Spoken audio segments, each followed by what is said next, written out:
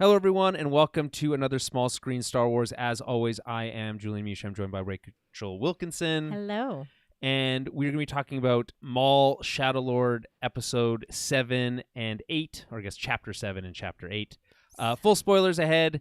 That's the pretty standard practice for a recap review show, which is what we're going to be doing today, unpacking all the details. I tried out a new, thought exercise for how to examine the episode. We'll try that out as part of overall thoughts today. Okay, a new thought exercise. A new thought exercise. Yeah. I like the way you phrase that. I just came up with that now. I was like, how do I describe this? Thought exercise, thought pattern. I don't know. It's called. I titled it Story Fundamentals. So okay. we'll get into that. Gotcha.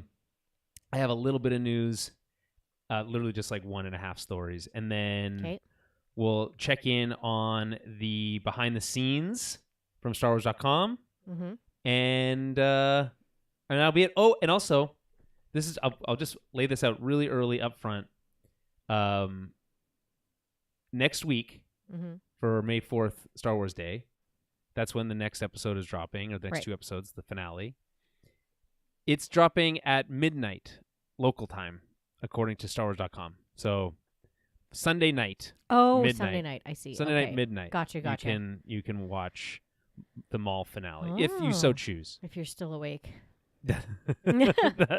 Yeah. Well, I mean, I'm a late. You are, yeah. I'm usually asleep by, I would say, about 12:30. But we'll see. I might stay up for that. And I'm like, what's happening next week? I think we're gonna record on Tuesday next week. Does that work for you? Yeah. Okay. Should be fine for me. Okay. Cool. Because I want to go to a dance class on Wednesday. Yeah. What kind of dance class? I think it's Latin dance. Ooh. Sam likes salsa and... That's cute. And you don't know how? Yeah. Obviously, I don't know how. Well, we're going together. It's not. I'm not. I mean, I would assume you're not just going by yourself. Well, I still got to learn so I can impress her. Obviously. Oh, okay, yeah. And we also might go to the art gallery. We're not. Fun. We'll see. Anyway, so Tuesday next week, likely for the finale and any bonus stuff that's available. Who knows what else drops on May 4th? Are we? Well, isn't Mandalorian Grogu? No, the week after. Oh, is it the week after? Okay. Or is it a week and a half after? Anyway, for some reason I thought it came out on May 4th. I also thought that because that would make sense, but I guess we're making that up. Mando and Grogu release date. Oh, May 22nd. Okay, you know what I'm getting? I'm not getting it confused with this, but there is an event at the there's a mini little Star Wars event on May 4th at the airplane museum here by the airport. Oh, really? Yeah. How? I don't know. I just saw it promoted the other day that they're doing it's the River City lightsabers. Oh, group. Those people. They're going to be there, and then I just saw photos. There's some people in the city here that have the 501st. they have the 501st, and they have some droids, people. and so I was like, Adam and I might go and maybe take the boy. That'd be sweet. I haven't been to that new aerospace It's cool. museum. If you haven't been there, it is actually quite neat. I went to the old airplanes. one before they renovated it. Yeah, it's cool. I do like airplanes. Yeah. Especially World War II planes, which is a lot of what Star Wars stuff is based off of. Yeah, you probably enjoy it. Yeah.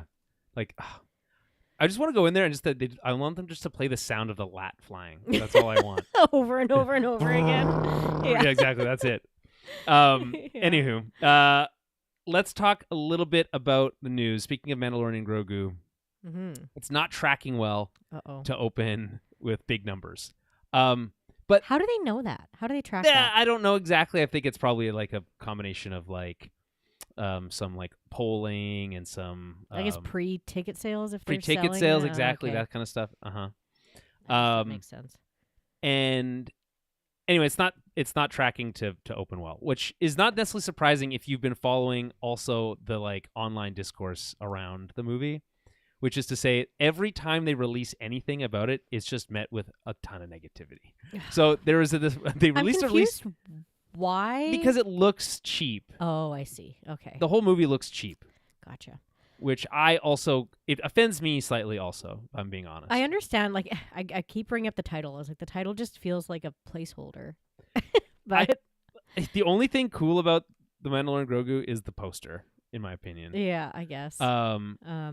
I don't know. The whole thing, it looks cheap. It's not clear what the movie's even about necessarily. Well, that's part of it. I guess people don't really know what to expect. No, and everything they released a clip recently, and everyone was like, "Boo, this sucks." So, I mean, it's always the loudest are the negative yes, ones, but so, we're also not people. I don't know. I'm just not sensing a lot of like groundswell of excitement, and we're less Yeah. than a month away from the release at this point. Yeah, it's not so the best. I'm concerned. We'll talk about it. We'll review the movie when it comes out, and then we'll talk about whatever Yeah. fallout comes Yeah, we'll from make that. sure we pick a date that we can. Well, so it's the 22nd. So Shit, it comes that out weekend, way later than I thought. Yeah, it's 3 weeks basically after May the 4th. I don't 'Kay. know why they. I was Lucasfilm, or Disney. I would think that May 8th would be a good time right? to do it. Yeah, but whatever. They have their. Or maybe reasons. you know why? Actually, I know They're why. long It's a weekends. long weekend in the States. Oh, I see. We have Victoria Day on the 18th. Mother's Day is and also. then I don't know if it matters. And then they Mother's get Day's- whatever it's like President's Day or something. I have no idea. On the 25th. So Mm. who That knows? makes sense. American they think holidays. the long weekends. Yeah, that more Yeah, people would. Yeah. That makes sense. Oh, it's all making sense now. Anyway, whatever, we'll cover it when it gets there. It's not looking good right now, but that's okay. It's only because also the movie looks bad, so that's not our fault. All right, next week the release order for Maul Shadowlord is May 4th, 12 a.m. local time. Chapter 9, Strange Allies. Are we just assuming that that's Maul and his crew teaming up with It's got to the be Lawsons and the yeah. Jedi, and they all become one big team, It's defeat the against Empire. the Inquisitors. It's got to be something like that. But it's weird because this is the classic Star Wars problem of constantly doing prequels to things, because the stakes here are kind of weird because we know Maul can't die, Yeah. Marok can't die, or at least not in a He can get he can die, I guess, but mortally wounded. yes, okay, And fair, then fair go enough, die later. Fair enough. Yeah. And also, the 11th brother can The bird face not one. die. Yeah, because Ahsoka kills him. So, by the way, we were calling him the 6th brother. That's wrong. The 6th brother is a different. I can never keep them track. The 6th brother is the one with like the bandana over his face. I think. Bandana. Anyway, I don't. It's really hard to keep track. There is a version of the 6th brother that looks very similar to the 11th brother, the bird face guy, and there is I think it's a very fair and reasonable reason why someone might be confused, because in the Ahsoka book that was retconned, Yeah. the audiobook also is the one I listened to, voiced by I like that book. Yeah, it's good. Yeah, it's good. Ashley Eckstein does the voice for it. Mm-hmm. And anyway, it is the 6th brother that she kills in that book, and then so they adapt that story Right. for Tales of the Jedi, and then in that version it's the 11th brother, but they don't name him necessarily, I don't think. So it's you could get confused. Yeah. Pardon you for getting confused for which brother is which number. Yeah, I don't think it. Yeah, whatever. I just know. Or which brother is which. I just feel like it's way cooler in the book on how that goes all about with how she kills him, because she does it without a lightsaber. And I don't know if you remember in it, it's like almost like his lightsaber is calling to her. Like the crystals in his lightsaber are calling to her. I don't remember that. It's been a long time. It's been years since I've It's read like this she's book. kind of slowly collecting pieces, and you can kind of tell that they're like lightsaber pieces or things that she could make into a lightsaber. And then she keeps hearing like that, almost like the whistling or like the song or whatever. And she figures out that it's coming from his lightsaber once he like brings it out and they fight and stuff. And then when she kills him and it breaks his lightsaber in half, that's where she gets the 2 crystals from, and that's where her new lightsaber gets built from. Right. Okay. Is kind of neat, where it's like, oh, that's a kind of a cool twist on like, it's almost like the crystals. It's the reverse of the bleeding of like they're like lightsaber, calling out to her to then be like purified and like right. turned into her own sabers, which Help is kind of us. neat. Yeah, I was like, That is cooler. Also harder. I guess that's a little bit harder to visualize on screen. Yeah, that's true. And like they only show a really short clip of. It's like a flashback scene of her fighting him that they actually show like canonized. Yeah, in the episode in Tales of the Jedi, it's like they have a mini. It's not very long fight sequence. No. He looks cool. That's what that was like. Ooh, look at this cool design for a Inquisitor. But notable lack of. By the way, speaking of 11th brother and Marok, they don't say a single word to each other, I don't think. Yeah, I mean, I think we assume that that's who he's talking to. Yeah, in the last Hollow. episode. Yeah, is this guy? So Yeah. very weak. I don't know. Not much talking goes on between these No, Inquisitors not much at all. ever, really. Okay, so before we get into overall thoughts and start getting into the breakdown, I will remind folks that if you like what we do, please head over to our website, towerofbabel.ca. That's BABBLE. Help support us on Patreon, patreon.com/towerbabblecast. $5 a month gets you access to our film club. We do a film club every single month. This month is going to be Taxi Driver, so stay tuned for that. I guess later this week. I forgot about that. It's the 29th already. Yeah. It usually comes a couple days after the month ends anyway. But who's counting? There's also a whole backlog catalog of movies we've done for that over the years that you get as well. You could even just subscribe for $5 1 month, listen to all of them, and then unsubscribe if you want. That is your prerogative. It's true. We also do this live on Twitch and YouTube, so you can tune in if you head over to youtube.com/towerbabblecast or twitch.com/towerbabblecast. You can subscribe and get notified when we go live, and then hang out in the chat room when we do these. Again, next Tuesday night will be for the finale. Yeah. And yeah, so that is everything. Let's get into it. Rachel, your overall thoughts on these 2 episodes? Yeah. I mean, I don't know. I feel like there was definitely, it's just lots of action. Again, it were lots of chases and action, and I will say right now, yeah. that car chase is the sickest thing I've ever seen. Yeah, the car chase. I like the music. So yeah, I really like the music. Niemos, you can bow out because there's a sicker techno tune in Star Wars now. Even when I was like listening to it, I'm like, I feel like Julian's gonna like this. Yeah, it's awesome. It's just I like.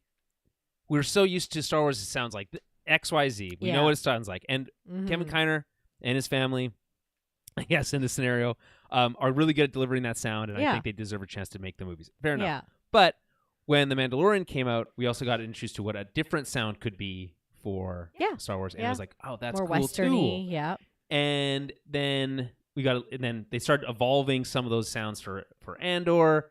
Niemos obviously being the most famous of those, but this is like the most different thing that I think Kevin Kiner's done. Yeah, and it's like very fun. Yeah, it was very fun. I was like, oh, I like this. So, yeah, there's a lot of really like fun moments in that, and obviously, I like seeing Two Boots learn. Oh my God, Two Boots fucking Two Boots is so annoying in this episode. I know. He just takes so long. It's like you have to just slap him across the face like 1,000 times. I know. For what does that guy say to him? What have you blown a circuit? Yeah. Because like dude, like catch a hint. Yeah.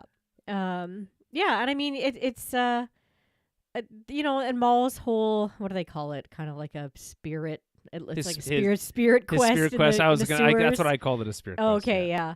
So like that was interesting. I feel like we've seen a lot of that from Maul before, so it felt like a little repetitive, but it was kind of like cool to see his younger self and like kind of see how his upbringing with Sidious sort of went about. So that was interesting. There's some new information there. Yeah. So that was, it's but yeah, I just do feel that, I guess that's the whole what was that one, that episode called? Episode which the first one or the second one? The first one, Creeping Fear? Call to Oblivion, and then I think Creeping Fear was the second one. Mm-hmm. So I think that's, kind of his whole Creeping Fear and everything, but his the titular Creeping Fear was his insanity. Yeah, I think so. But we all know that Maul has definitely had lots of bouts of insanity. Yes. So throughout the years, but he struggles with trying to remain sane. Yeah. But I mean, overall, I think there were a lot of really like good moments in these 2 episodes. So it's just like, some fun name drops near the end there too. So we're like, okay, guess we're moving along. Wait, which way? The Dryden Voss? Just with Dryden Voss, basically, yeah. I don't know. For me, the action is good here. I think there's just a couple missed opportunities, I feel like. Okay. One being that I feel like Devin remains the most interesting character on the show. Okay. And we start the first episode with Devin and Maul and Riley together. And they're together for like not even 10 minutes. And then they're separated again. And I think that's a missed opportunity. Right. Yeah, to not keep them together a little longer. Not keep them together longer. Yeah. Like I would agree. A full episode. I mean, like they kind of paint themselves into a corner by saying, "Oh, well, we have a ship and we have to leave now." Yeah. Right. Yeah. But you can also write yourself out of that by in a million different ways. Of course. So I don't really I can't really give them that as an excuse. I just think that it's like, if with 2 episodes left, and I know there's a second season coming, right? And with the title for episode 9 being Strange Allies, so okay, as a group they all team up, because I think Maul has been trying his goal has been trying to separate her so that he can, what does how's he put it, sever allegiances, right? Mm-hmm. But it seems like they're backed up against a wall, and so are the Jedi. So they'll likely have to come together begrudgingly. Maul's not going to like it. Right. And then that'll leave some sort of big finale where Daki presumably dies. But, like, I think it would be bold of the show to actually not kill him at this point. He's been alive so long. Yeah. It seems so obvious that Maul wants him dead. It's like, yeah. It would be more interesting at this point to see, like, no. He actually doesn't get killed in the way you think. Yeah, yeah. And there's something else happens. There's a new story thread. Yeah, yeah. But I feel like the story, like, they're not setting that up well. And if they're going to do a last second turn for Devin, like, I don't know if there's been enough groundwork laid. Yeah, I get what you're saying. I do find her character development a lot more interesting when she's with Maul. Yeah. Because I just feel like as soon as she's back with Daki, it's a lot of that, like, precocious, back and forth. yeah, and, precocious yeah, Padawan it thing. just, yeah, it feels like she's a little bit more just, like, exasperated and just kind of like, oh, like, tired of, his rules. Yeah, this like, not so much this one though. Like, the thing is, like, she basically says, there's the scene like later where she's like, "Oh yeah, the reason I'm so good is because Master Daki trained me." Right. Yes. And then they basically exchange like very few other words before she's back with Master Daki, and then basically every time she's like, "No, we can't abandon the Lawsons," or no, we needed to get a faster ship or whatever. Like, every time she challenges Daki, Daki's like, yeah, you're right. That was a good idea. Right. Or she's like, when she has I have a bad feeling about this moment. Right. She's like, he's like, yeah, trust her. Yeah. So it's like, they're kind of seem like they're back on the same page. So if there is there have to be a pretty big moment, I think, to justify a split. Yeah. Again. Yeah. So I don't know. We shall see. My general overall thoughts are the pace of the first episode is quick. A lot happens quickly. I would have liked for Devin to spend more time with Maul, as I said. Yeah. As it is, there's only maybe like a few more lines of dialogue exchange between them, which is, I feel like, just a missed opportunity. It seems like it takes Two Boots way too long to put the pieces together. Yes. Frustrating. Yeah. You got to feel that Riley. You got to feel for Riley, I think, who has really been taken through his paces here. Yeah. But he's really just a kid, and as he says, he doesn't know anything. He doesn't know anything. So it's like, man, yeah. I know people were speculating, like, was he tortured? It's like, no, I think they just used like the Sith, the old Force, and they're like, oh knowledge yeah, extraction he situation. Shit. He's just a dumb kid. I think they should have brought that droid with the needle on it. That would have been funny. Also tragic. Yeah, I guess. But I mean, he was psychologically tortured, so there's probably. Yeah, he seems a little shaken up. Yeah, 100%. I mean, I would be if that thing interrogated me, like a big bird face. Did he say, "What are you?" I think he says like that. Yeah, he's terrifying. 100%. Red, glowy, especially when you eyes. probably have no idea what a Sith is. You have no idea what like a dark side Force user is. Yeah, like as a it's kid. just the most scary looking thing in the world. It's like, why would you wear that mask unless you're trying to scare the shit out of me? Is that a monster? Like, I know aliens exist. Obviously, they're around. It's like, exactly. It's like, technically anything could be a monster. Yeah, but he's terrifying looking. Yeah. So again, I feel for Riley. I think that the Rena betrayal is handled pretty well. Yeah.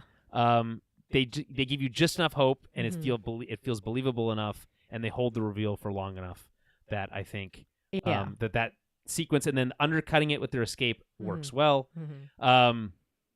As I mentioned, the action sequences continue to be a highlight. The lightsaber stuff especially feels character motivated, which is important. The larger scale battles still feel a bit hard to read, I think, from a visual storytelling perspective, but they remain dynamic and exciting. Yeah. With lots of use of different types of soldiers and different types of vehicles and that kind of thing. Yeah. And of course, I love the prominent use of lats. They are just everywhere. They're everywhere for you today. It's so good. Yeah. And as I said before, the car chase in the second episode is sick as hell. There's so many fun moments with it. Like, and some very diehard moments, if I do have to say. Oh, really? Why do you say that? did. People always make fun of like I think it's either the third or fourth Die Hard movie. I'm very much into like 1 and 2 Die Hard movies are like. That's my jam. Yeah. The airport one's not very good. The third one's better fine. than 2. Which one's the third one again? The third one's the New York one. Okay, yeah. But there's one, I think it might be, it's either 3 or 4, but like Bruce Willis, he like jumps a motorcycle into a helicopter. Yeah, I think that's like, the fourth yeah, one. he like jumps off of it and like crashes it into a helicopter. The fourth one, he either drives or rides on top of one of every type of vehicle, I think, except for snowmobile. Yeah.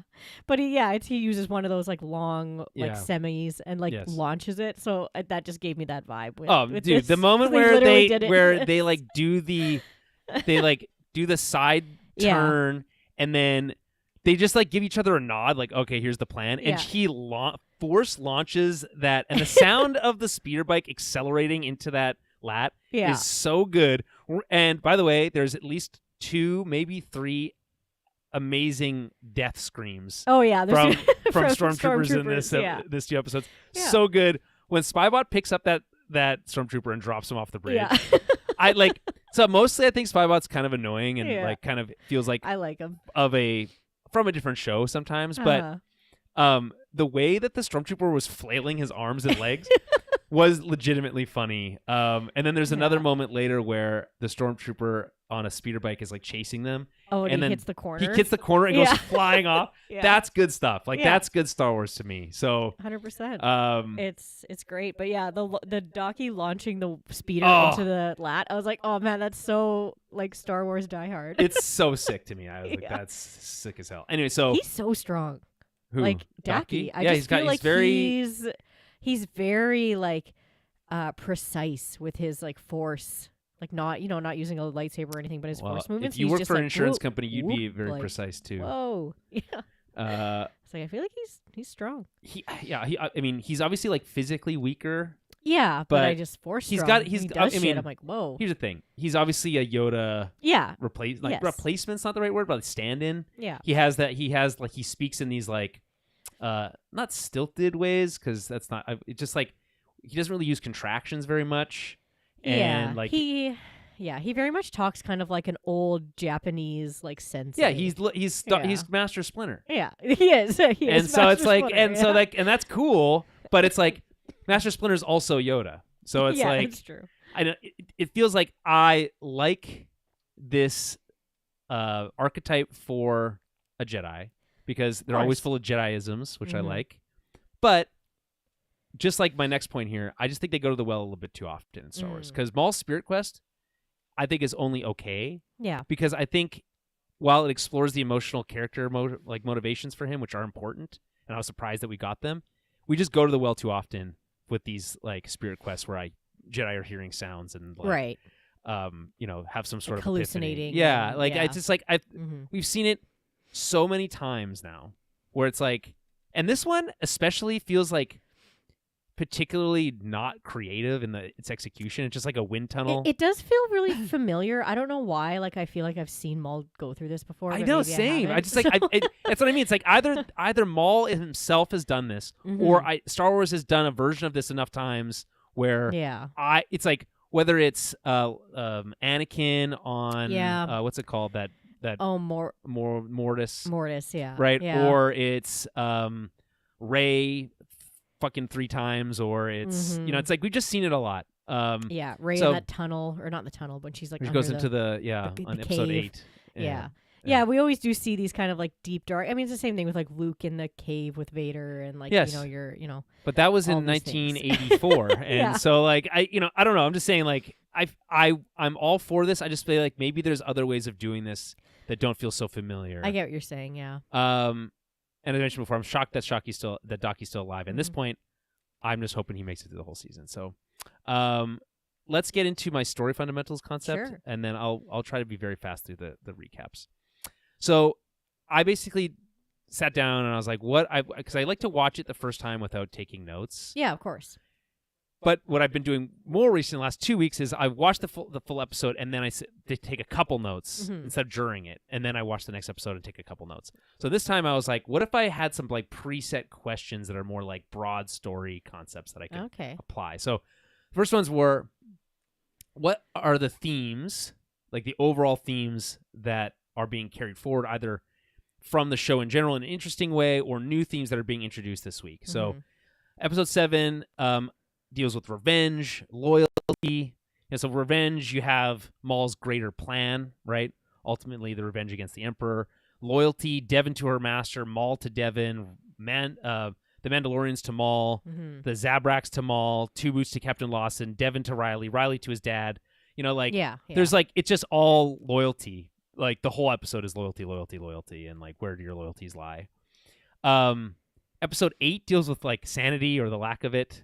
Also revenge, but mostly sanity. A lot of revenge. It means a show about Maul. With Maul, you can't really get around. I must have my revenge. Yeah. and then also self-forgiveness, which is a nice kind of like concept to deal with. Family, childhood trauma. Yeah. Again, revenge. Desperation. There's that's funny. I put this in the wrong spot. And then trust. And that comes back with Demon's instincts and Captain Watson's contact and all that stuff. So, I thought that's interesting. And then what characters are getting developed and what's their trajectory. So, Devon takes 2 steps forward in episode 7, but 1 step back. By giving into her rage, she allowed Riley to be captured, but her commitment to her master prevented her from making the wrong choice of leaving with Maul. So it's like, at first she's like, no, I won't go with him, but then she stays long enough to get Riley captured, which is obviously a mistake. So it's like there's a little bit of wibble wobble with Devon, but I think that's good. It's good. That's good, interesting storytelling. Episode 8 has Maul's motivations for why he does what he does, right? So I think it's like laid out pretty plainly here, which is to say he had his life taken from him and then his family taken from him. Yeah. And just like constantly betrayed and beat down. Yeah, so he is traumatized, basically. Yeah. And he doesn't know how to deal with it, and he's equipped, the only tools he's been equipped with are the power to defeat one's enemies, as he likes to put it, or as is written in the manifesto of the Sith. Yeah. So it's just interesting to see it laid out plainly here, and then also connected back to like this childhood trauma stuff, which is more interesting than just I was betrayed, right? Right, yeah. Although that is kind of like still like not the original sin, because the original sin was getting stolen from his family, but they like the next level breakdown for him. The Jedi's connections to the Lawsons. So the Jedi in general in episode 8, I don't think get much development, but they do commit to the Lawsons, which I think is valiant. Yeah. And then obviously Dockie's kind of trust in Devon. And then the connection between Captain Lawson and Rena works well. That's another kind of development that I think pays off. Despite the cliche, I think it's satisfying and the performances are good. And I think it's carried by her performance. Right. Do action scenes tell a story or develop a character? This is always a good question to ask. When you look at action, if action doesn't do either of those two things, it usually means it's pretty boring. Or even if it's like exciting to look at and it doesn't have any, it won't feel important because it has no story weight. So episode 7, my answer to that is yes, there is, it's motivated by character. It shows loyalty on display multiple times. Of course, yeah. Who does what when the chips are down, right? The Mandalorians betraying Rook, right? Devon not originally going with Riley. The Zabrak sacrificing himself for Maul, right? Couldn't tell you which one. There's no way to know. There's no way to know. It says here in the behind the scenes, Icarus watching his brother Scorn cut down by the 11th rudder. Echoes Maul seeing his own brother Savage's death at the hands of Darth Sidious. Seen in the Clone Wars episode, The Lawless. Yes. What else? And then Maul's commitment to his mission and power, despite being somewhat handicapped, the loss of his brother and all that kind of stuff, is seen through combat. And then episode 8, the car chase is just rad as fuck. There's really nothing there else to say. But it does show Devon's ingenuity. I think ingenuity is kind of a main theme for episode 8. Of course. And just how they work together. Yeah. You know, it's, But like ingenuity also was Rena's move, like her escape attempt at the end. Yeah. It's unclear she's dead. Do you think she's dead? It's a pretty big explosion. It is a pretty big explosion. She does roll out of the way, though. She does, yeah. How good does that roll? Do you think... Okay, the question is, if Lieutenant Blake is alive, she's definitely alive. Oh, If Lieutenant Blake is dead, she could be dead. Yeah. Yeah, that's true. Lieutenant Blake. Yeah. She should have just shot him and then the ship. Yeah. She had time to do both. Yeah.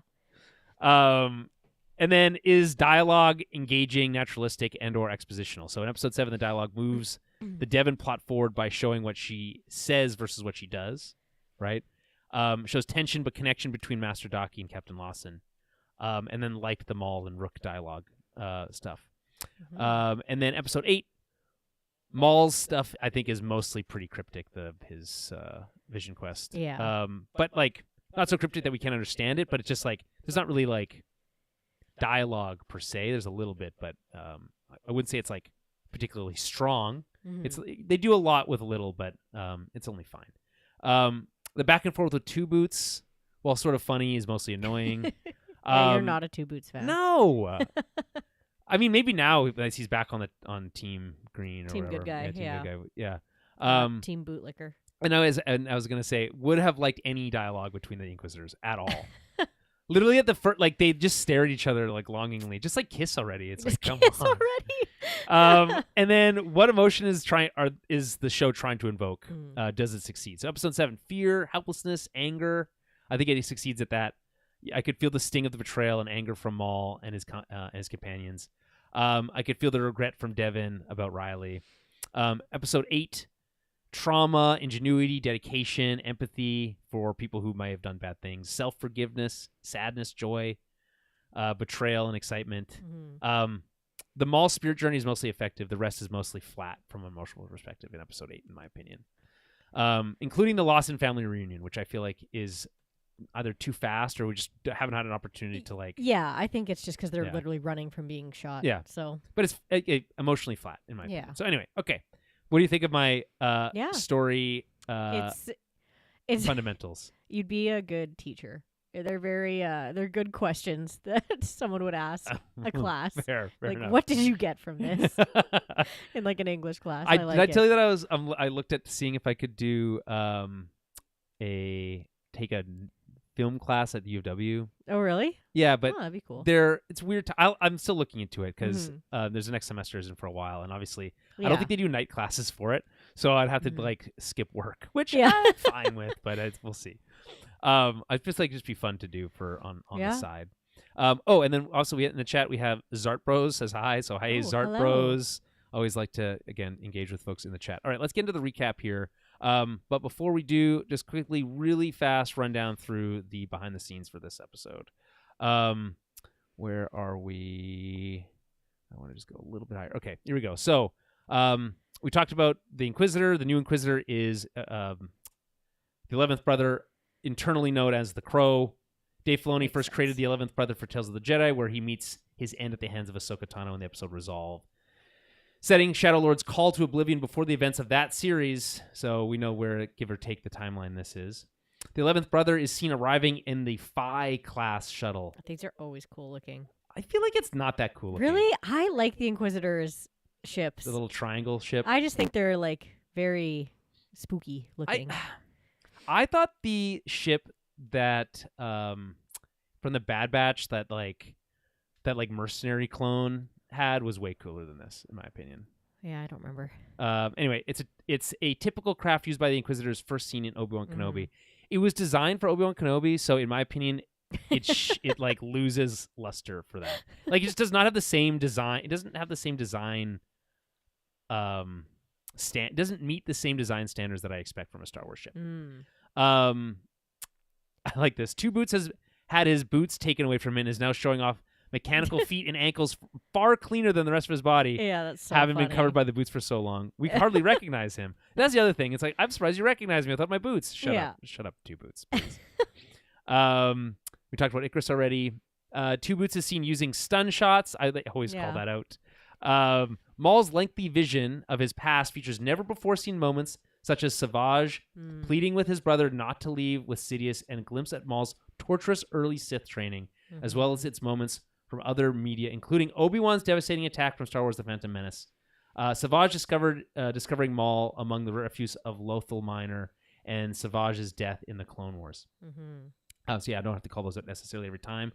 They reuse some of the dialogue, but any new dialogue that they use, I believe it's Sam Witwer doing the voice of young Savage, also the Emperor. Crimson Dawn wasn't part of the Shadow Collective when it was first formed. Maul is seen to have a relationship with Crimson Dawn and Dryden Voss. Voss appears in hologram in Clone Wars episode The Phantom Apprentice, receiving orders from Maul alongside representatives of Black Sun and Pike syndicates. And then creator Dave Filoni suggested the inclusion of Marok and 11th Brother in this series, allowing the crew a perfect opportunity to nod to another beloved genre, horror films. They don't move much, but when they do, these Inquisitors have superhuman speed. And listen carefully when the 11th Brother turns his head. Quote, in the mix on the back end, David W. Collins is always adding weird stuff.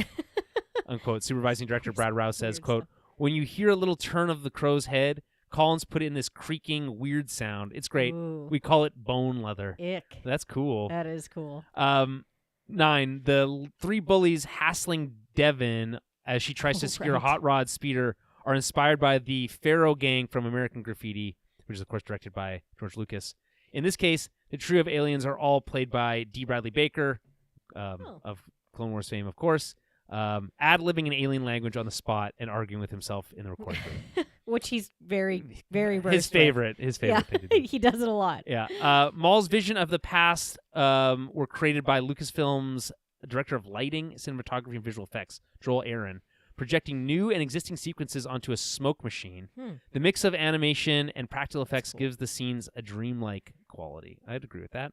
And then 11, in episode 7, Rookcast delivers the line, Kebris, you slime.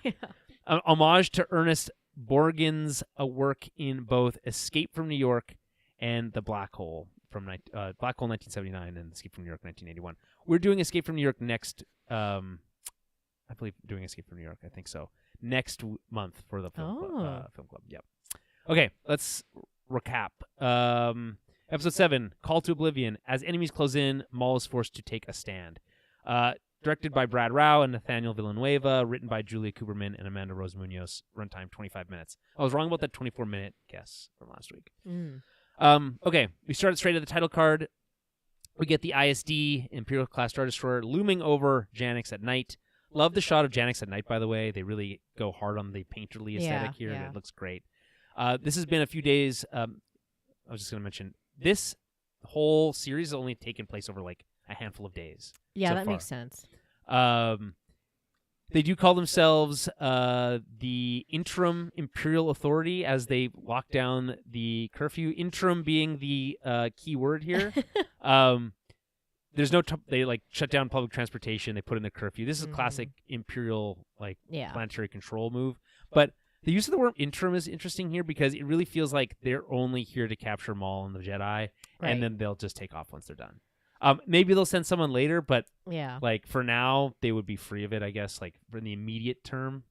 That's the sense I get. But also they could just be lying. Yeah. Maul, Devin, and Riley are in the tunnels.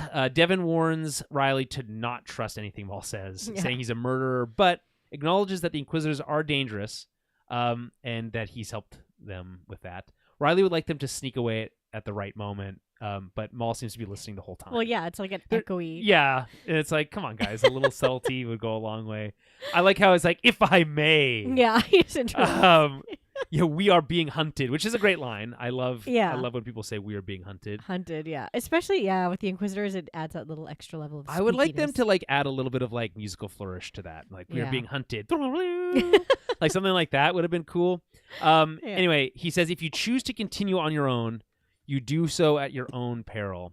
I mean, he's trying to set like, he's like, oh, it's too dangerous for you to go alone, but I'm not the boss of you. You can do whatever you want. And he says that twice, but he's a liar. I love how it's not like at your own risk or your own discretion. It's peril. Yeah, at your own peril. That's right. Have fun dying. That's you split up correct. with me. And honestly, fair, because if she had to face off against 2 Inquisitors, which they don't know about yet, but she would for sure die. Anyway, they go further down the tunnels.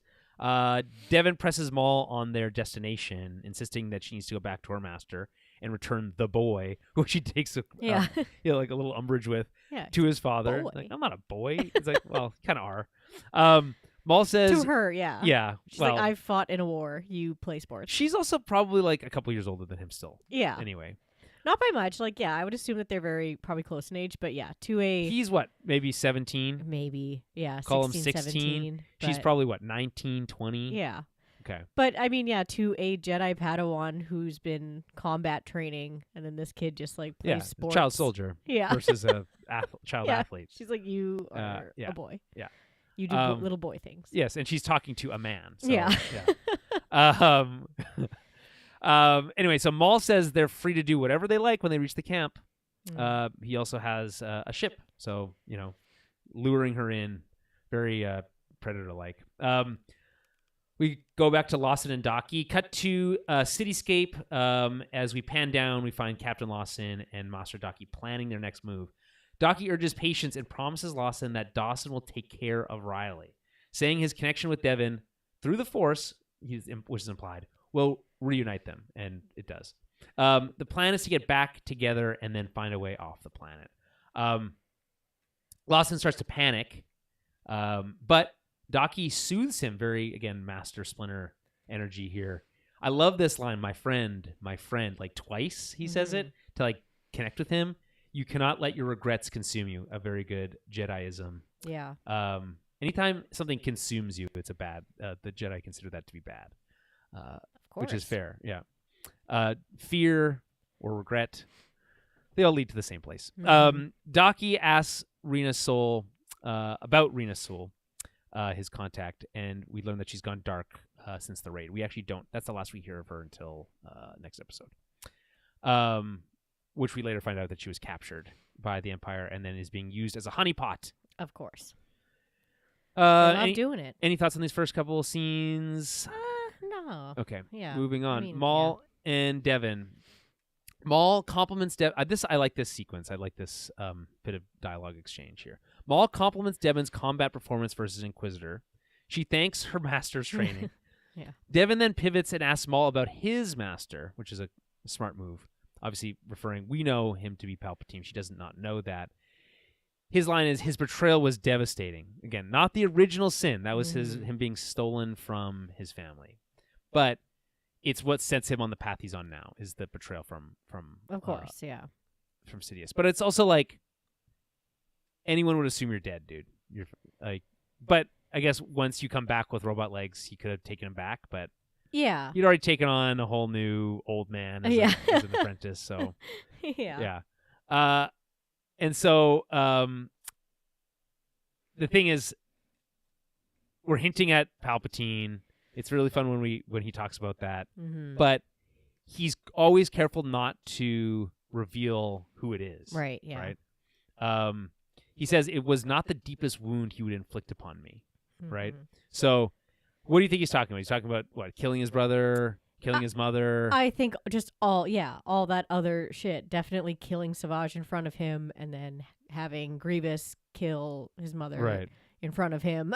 Yeah, no, that's tough. That'd be tough to stomach. And I believe Sidious also.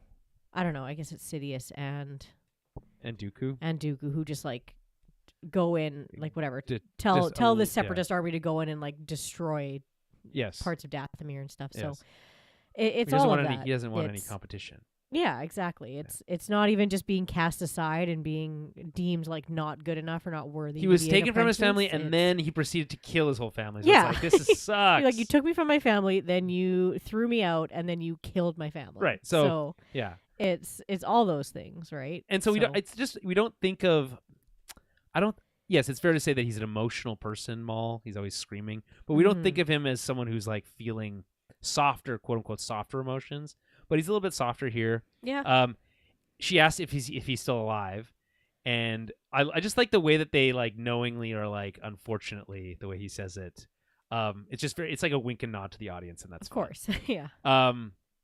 Anyway, they're greeted by Spybot, who makes fun of Riley, and that's, I think, actually the first time I've thought Spybot was funny. Except for when he says Bushkadoo, I guess. Bushkadoo. He's like, hey, good luck staying alive, he says. Yeah. Something like just, he's so.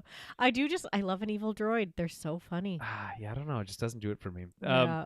Then a quick shot of Marok, who's like doing his Batman pose up on Very Batman. Super Batman. I saw someone else refer to as Spider-Man. I was like, no, that is a full blown. He's fully brooding with his knee down. Yeah, knee on the looking top out of over a the building, city. looking over Gotham City. Yes. Like that is a Batman to a T. 100%. Yeah. Anyway, so he does that, and then he gets a call from a trooper about incoming transport and hangs up on him early, which I thought that's a fun little thing. He's frustrated because he failed. As Devin and the gang make their way into camp, they're heckled by Ludi. And he says, well, welcome back to Devin. I'm confused. Did Ludi have any connection? Like, did they speak? They were both prisoners at the same time. Yeah. Oh, yeah. I guess he's like, yeah. But they never really spoke. Not really, no. Yeah. But they were definitely like they were prisoners next to each other. Next to each other, and he probably saw her like escape. And I just all feel like that, it's such a funny thing for him to say. Yeah. But like, I guess that neither of them are prisoners anymore. So that's like they're both moving up in the world. So that's good. Yeah. Rook gives Maul the sit rep. The Empire is closing in. They're just a couple levels down or up, whatever direction they're going. Meanwhile, Riley makes the correct assumption that they won't be allowed to leave and suggests that they make a break for it now. And I think this is funny because Devin's like, no, you're right. But like, she was seconds away from falling into that trap. Yeah. If Riley wasn't I think there, Riley's like, she would have been swooped away from the planet probably and never to be seen again by her master, probably. So good for Riley, helping each other out. Maul intercepts them as they try to get away. Devin reminds him of his promise to let them leave, but he was like, I was just kidding about that. Yeah. He starts to press really hard. He raises his voice. This causes Riley and her to like back away in fear. Like if you pause it, their faces look terrified. Yeah. I love this line. Do you really think really think you're ready to face the Empire alone? My patience for your vacillations wears thin. Vacillations, great word.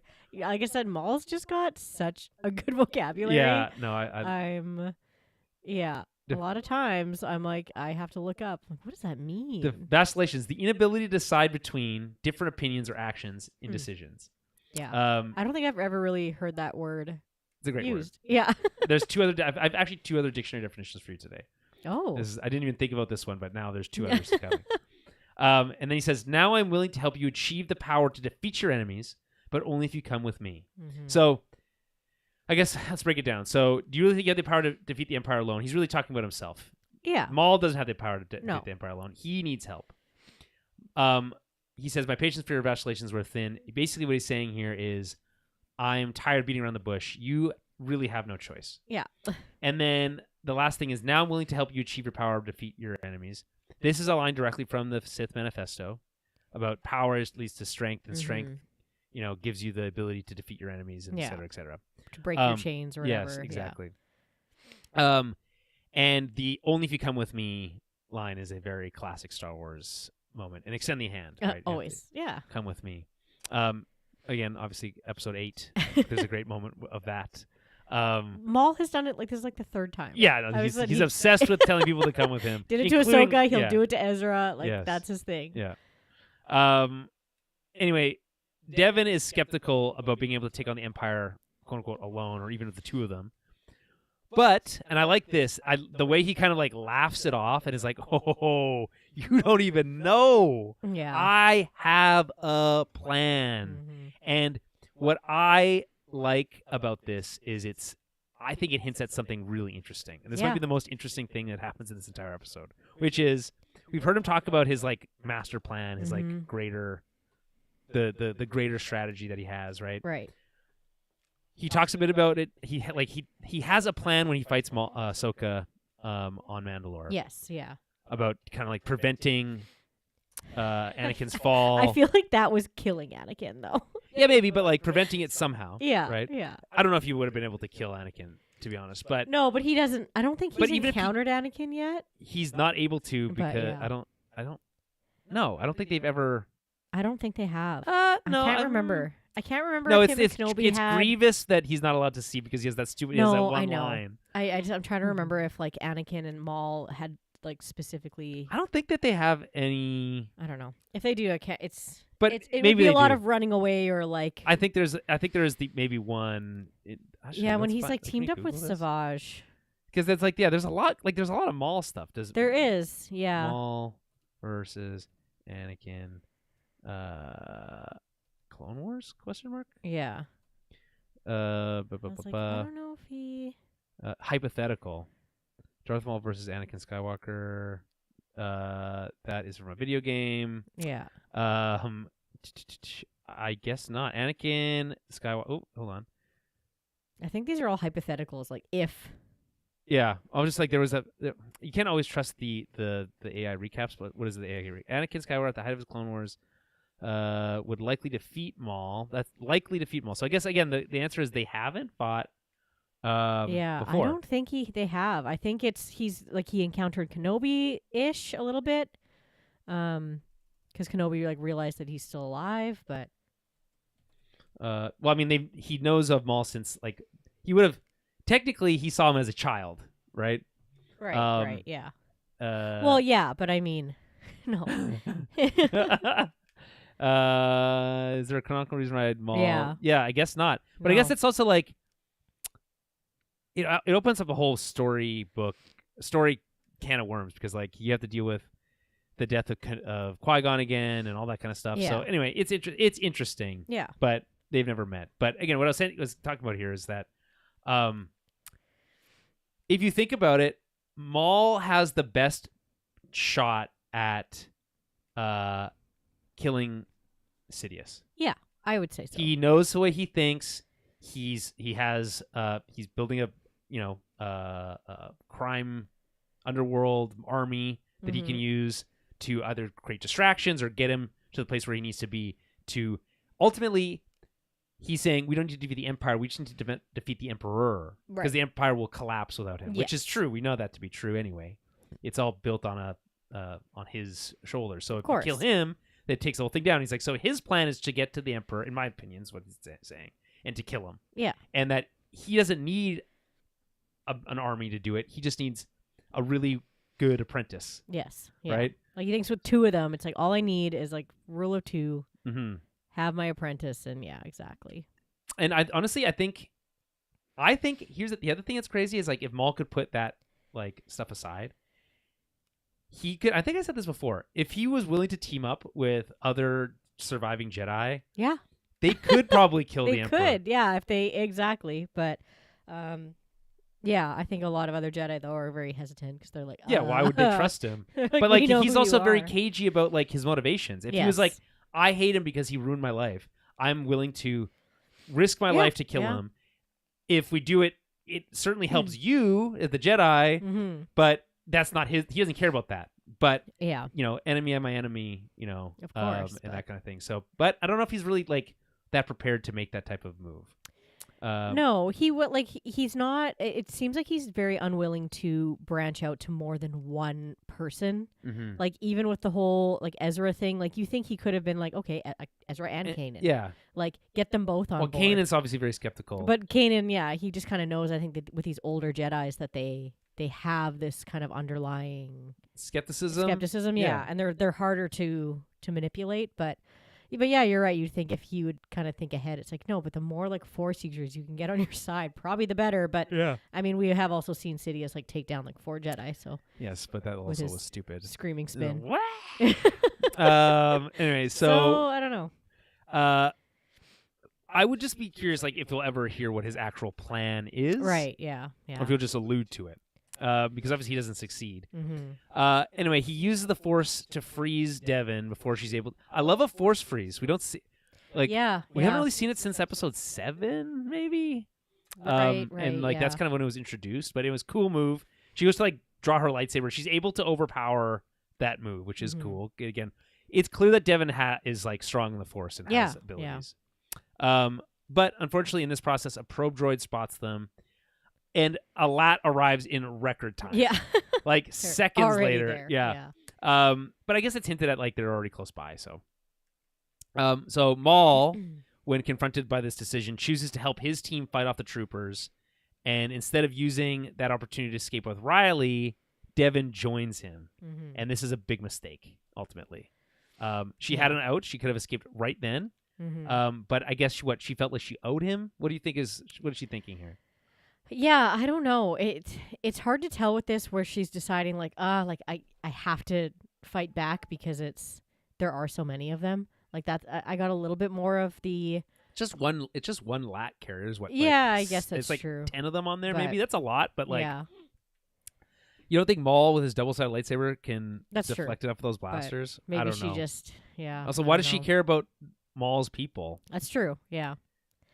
Yeah, I don't know. Just too. I think it's this idea of like, you Still scratch my back, struggling, I yeah. scratch yours, and it's like, and also she's obviously she's enjoying using her abilities again. I think so. Yeah, she's yeah. There's a bit of that too. I do think that's why Maul specifically tries to target these younger Padawans because he knows he's like, okay, I need someone who's going to tap into the dark side, or that is capable of tapping into the dark right, side. who hasn't Yeah. like blocked it off so much. Yes, right. So Yeah. So it makes sense. Like each time, like she's she gets frustrated or angry or scared, it that pulls her a little bit more to using the dark side. And, Mhm. yeah. Yeah, I don't know. I guess she's.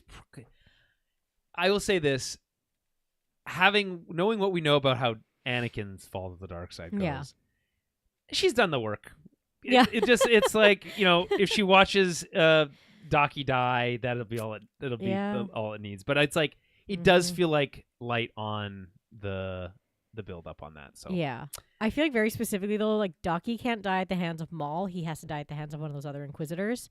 right For Maul to be like, look what the Empire does. Right. That's what they do. yeah, right. He needs to that's gonna Like, be and join me and use your Yeah. abilities, and you can get revenge. exactly. Revenge. Yeah, we can stop this from happening. Well, we can stop them hunting Jedi. You know what they say about and also Riley, but the thing is like not Riley, Devin.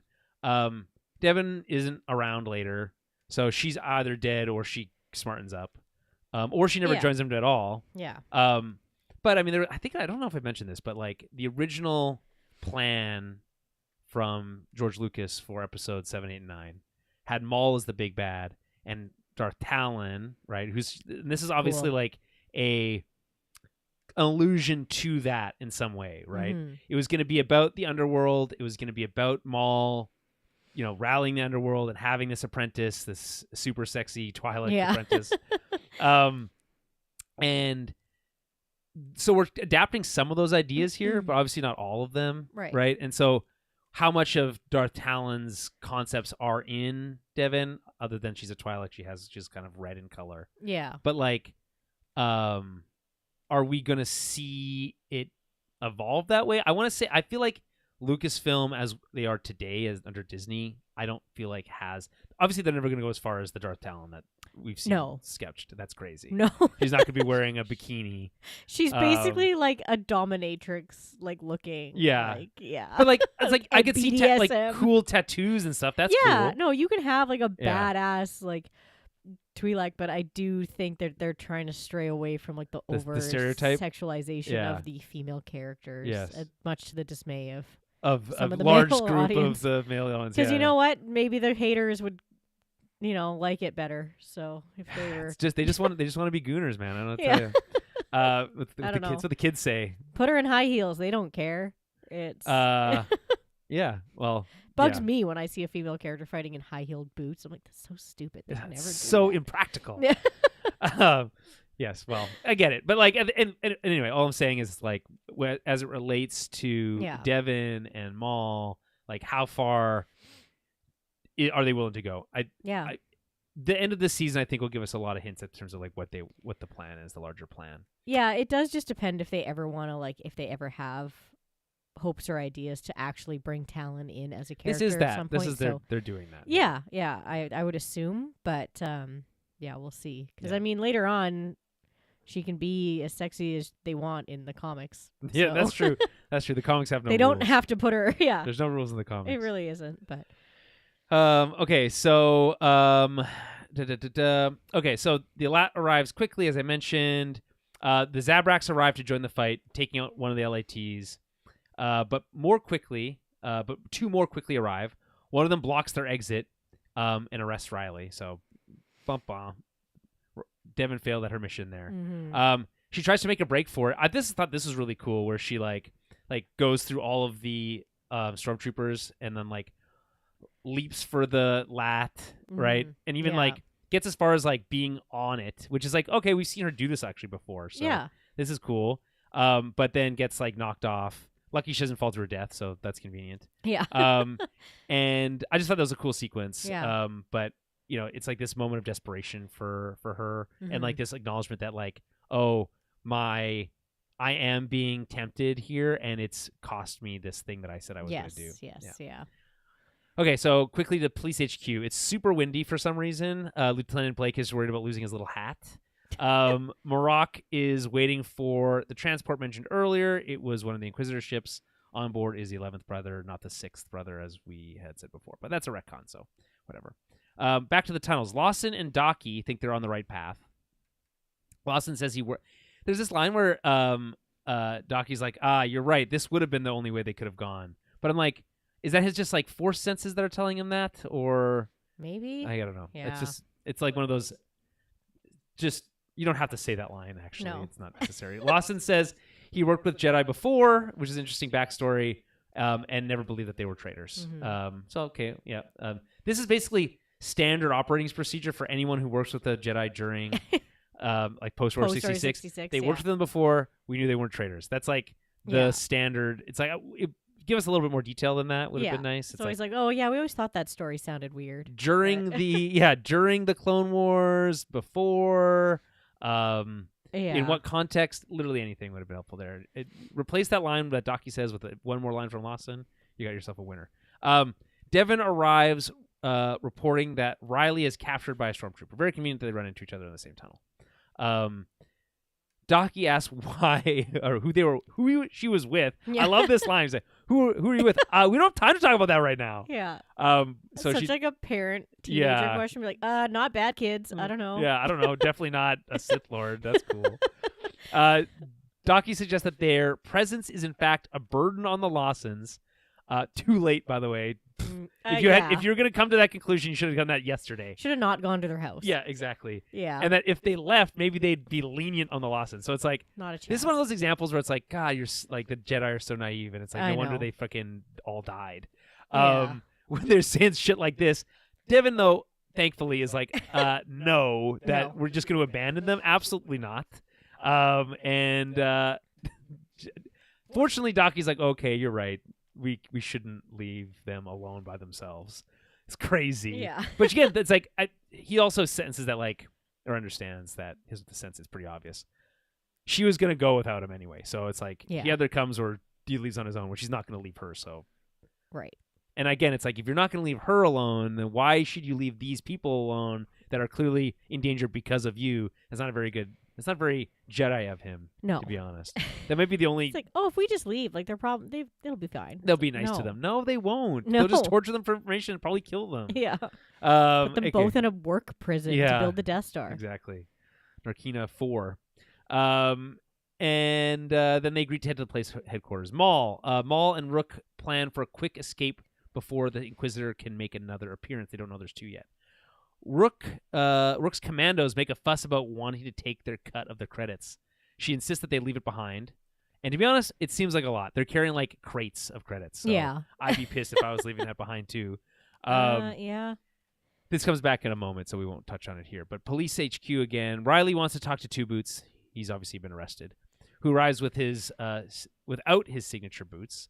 Lieutenant Blake takes Two Boots' calf away. Dude's like, he's holding the cup, which is funny, and he like snags it out of his hand. And it's Lieutenant Blake, traditional Imperial officer, just the most annoying person. Yeah. Riley's accused of abetting Imperial fugitives. Here's the next of second of three dictionary definitions. Abetting is the act of encouraging, inciting, or instigating another person to commit a crime or wrongful act. That makes sense because there's always that aiding and abetting. Yes. Of like basically helping somebody. But here's the thing. Riley did not abet anything. He was just trying to stay alive. No. How is he helping the Jedi other than they use that word a lot if you like harbor fugitives too. Sure. So it's like, like you're helping them run away, you're helping them evade police. I suppose, but yeah. I mean obviously the Empire will just make up any charges they want, but it's just it's a bit of a stretch on Riley. He's literally a kid. Sure. So is actually the other thing I noticed. It's like Lieutenant Blake actually I feel like does take it a little bit easy on Riley for being a kid. Yeah. So I think that, I think with Lawson they have the abetting a little bit more hand in hand because he was shooting. He and literally killed. He just literally killed stormtroopers. Yeah. Yeah, but with a kid, it's like he's just running. Yeah. So, right. But I think they're also he's trying to scare him. Yeah. Right? He's playing that cop role. I'm surprised they didn't let him out and track him again. Like, yeah. Like I was like, that's such a good move. It's like, why not use it again? Yeah. Anyway, I mean, maybe he wouldn't fall for it again the second time. Yeah. Well, but it's like, what are you gonna do? Not go to your kid? Come on. Yeah. I mean, I guess they probably would have used him as bait, but probably that's probably was to. their next, next move was like, well, all right, he doesn't know anything, but we can use him as bait. Right. So he's being taken into holding, and Two Boots is being threatened with having his memory wiped after insisting they follow proper protocol. So again, like Two Boots is all obsessed with protocol, and now he's like all shocked that the Empire doesn't follow it. Yeah. Shocker. Of course not. Ah, dude, what an idiot.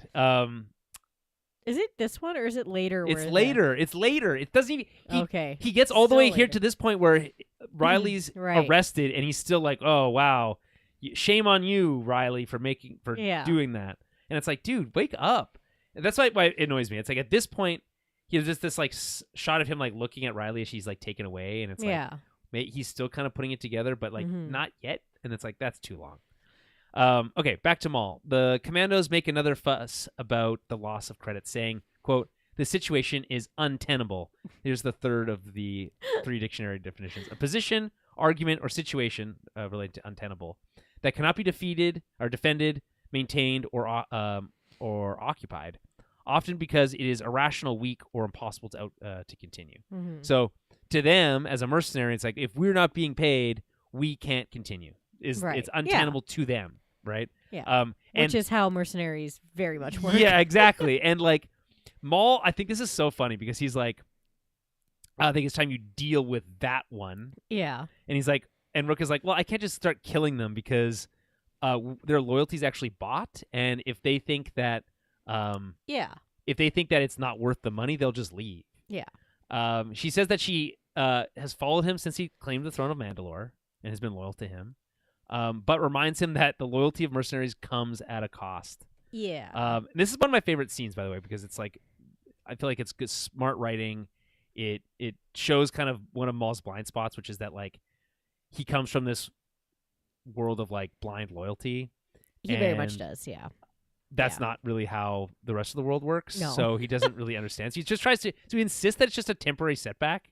But it's like these people just lost their life savings because they weren't allowed to carry it. So it's like, I don't know, man. You need to be able to like play the game a little bit. Yeah. He just assumes like, well, they're loyal to me, so keep being loyal. And don't they understand? It's all in accordance with a greater plan. It's like they don't know that or care. They don't care. Yeah. They just want money. Yeah. And so there's that. So they also argue about Maul's obsession with Devin. She insists that she's loyal to Docky. This is all that loyalty thing. It's like, who's loyal to who? Everyone's loyal to somebody in this episode. Yeah. Maul thinks that he can sever that connection, right? And Rook agrees, but rightfully points out that his connection to his mercenaries can also be severed if he doesn't pay them. Yeah. Yeah, pretty much. So that's I just like that whole sequence. Any other thoughts on that? No, I don't think so. I think it's just the next, like the police HQ thing that I found interesting. But okay, so outside police HQ, the Jedi acknowledge that with the size of the Imperial presence, it'd be very difficult to get Riley out. Captain Lawson calls Two Boots, again freaking out, but again he's missing his kid, so it's understandable that he's constantly freaking out. Two Boots has to hide his comms from the Empire. I actually thought this was kind of like fun slapstick stuff. Yeah. He seems to finally be strongly reconsidering things, but it turns out maybe not as much as you'd think, given where we are at this point. And we have a quick shot of Riley alone in the cell. Because when does he talk to that other cop guy? Is that later? That's in the next episode. Oh, it's in the next episode. Yeah. Okay. Yeah. Is that what you're talking about? It's being interesting. I also think that's interesting, but we'll get there. It's quick. I feel like the next episode, although longer, doesn't have as much stuff to talk about. So, the 2 Inquisitors back with Maul are after them in a lat. Maul's crew try to cross a bridge in an overgrown part of the Undercity. I like the way this all looks. Yeah, like it's ancient very, city. very cool. But are cut off by the lats. I love a bridge combat sequence. Star Wars likes to do it a lot, so yeah, it helps them with their the Star Wars thing where people just shoot each other in a line. They shoot towards each other in a line, which is like no one would ever do that. Like no one ever gets cover in Star Wars. I don't get it. I've never understood it. It's so weird. It's like it's just like charge, just go that way and like open field and just get shot at, and no one ever hits anything. Anyway, Maul engages the 2 Inquisitors and separates them, the 3 of them, from the rest of the fight. His leg is acting up still. Mm-hmm. And then he makes him a break for a nearby cave. Meanwhile, the rest of his crew, fights off the Imperials. As I mentioned, they love to just stand in a line and shoot. Yeah, just like across. Yeah. Spybot picks up a trooper and drops him. Very funny. Fun seeing the Lats use their cannons here. Mm-hmm. Actually, the Lats do a lot of stuff, which is sick here, including using the rockets later. And then there's another RPG. So all, like I said, dynamic at the beginning of the episode. This episode of this podcast, I said the action sequences are dynamic. This is kind of what I'm talking about. Although there's a lot of fast cutting, and it's like a lot of like I think too close up on too many things. To like get a sense of the geography of the combat. The seeing all the cool stuff explode is like and in different ways, and the different uses of the Lats and stuff is cool. Right. Back in the cave. They're fighting behind waterfalls. There's this really cool distorted visage of Marok. Yeah. Like behind the waterfall, like from the water. Very cool stuff. It's cool when they jump through and then you can see the like water vapor off their lightsabers. Cool. I agree. Like, oh man, I love that. They've been doing this thing where whenever it's raining, they like start to like fizz and like oh man, so cool. It just adds such another like level. And I can't remember, like I feel like there wasn't as much, like was there a lot of that remember when Obi-Wan fights Jango Fett and it's raining there, obviously, because it's always raining there. Yeah. But he loses lightsaber relatively quickly, but like when he pulls it out, is there like I feel like there's crackling sound design. Yeah. But I don't feel like there's like good visuals design on that. Not as good as like this, because it's just like when you're looking through the water and everything. Oh, it was so just cool. like it's very, very cool. They're like just this showing whole, off. It's just that's just the lighting with team. the cave and the water and like all the deep greens of the forest, because we kind of feel like we're on the outskirts, like getting closer to the actual like. Because the city is in a crater, right? So into the jungle. In a jungle, yeah. So I'm liking the a bit of a switch into a little bit more of a greener. I don't know, just like we said, just a little bit. It's like just introducing new colors. It's like we just lost a lot of blues and grays. Yeah, and now it's like okay, let's give us some greens, and that's fun. But yeah, no, like all the water effects were very, very awesome during these fights. And it's like this is again just the Lucasfilm animation team just being like, look what we can do now. Look how fucking cool we can make this look. Exactly. Another force push further damages Maul's leg.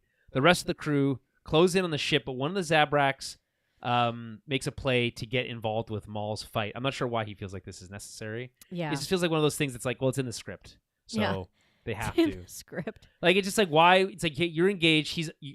It's not like you don't know that Maul can handle himself, but it's like, yes, he saves him, kind of, but it's like, he sacrifices his life to buy him like 10 seconds. So I don't know.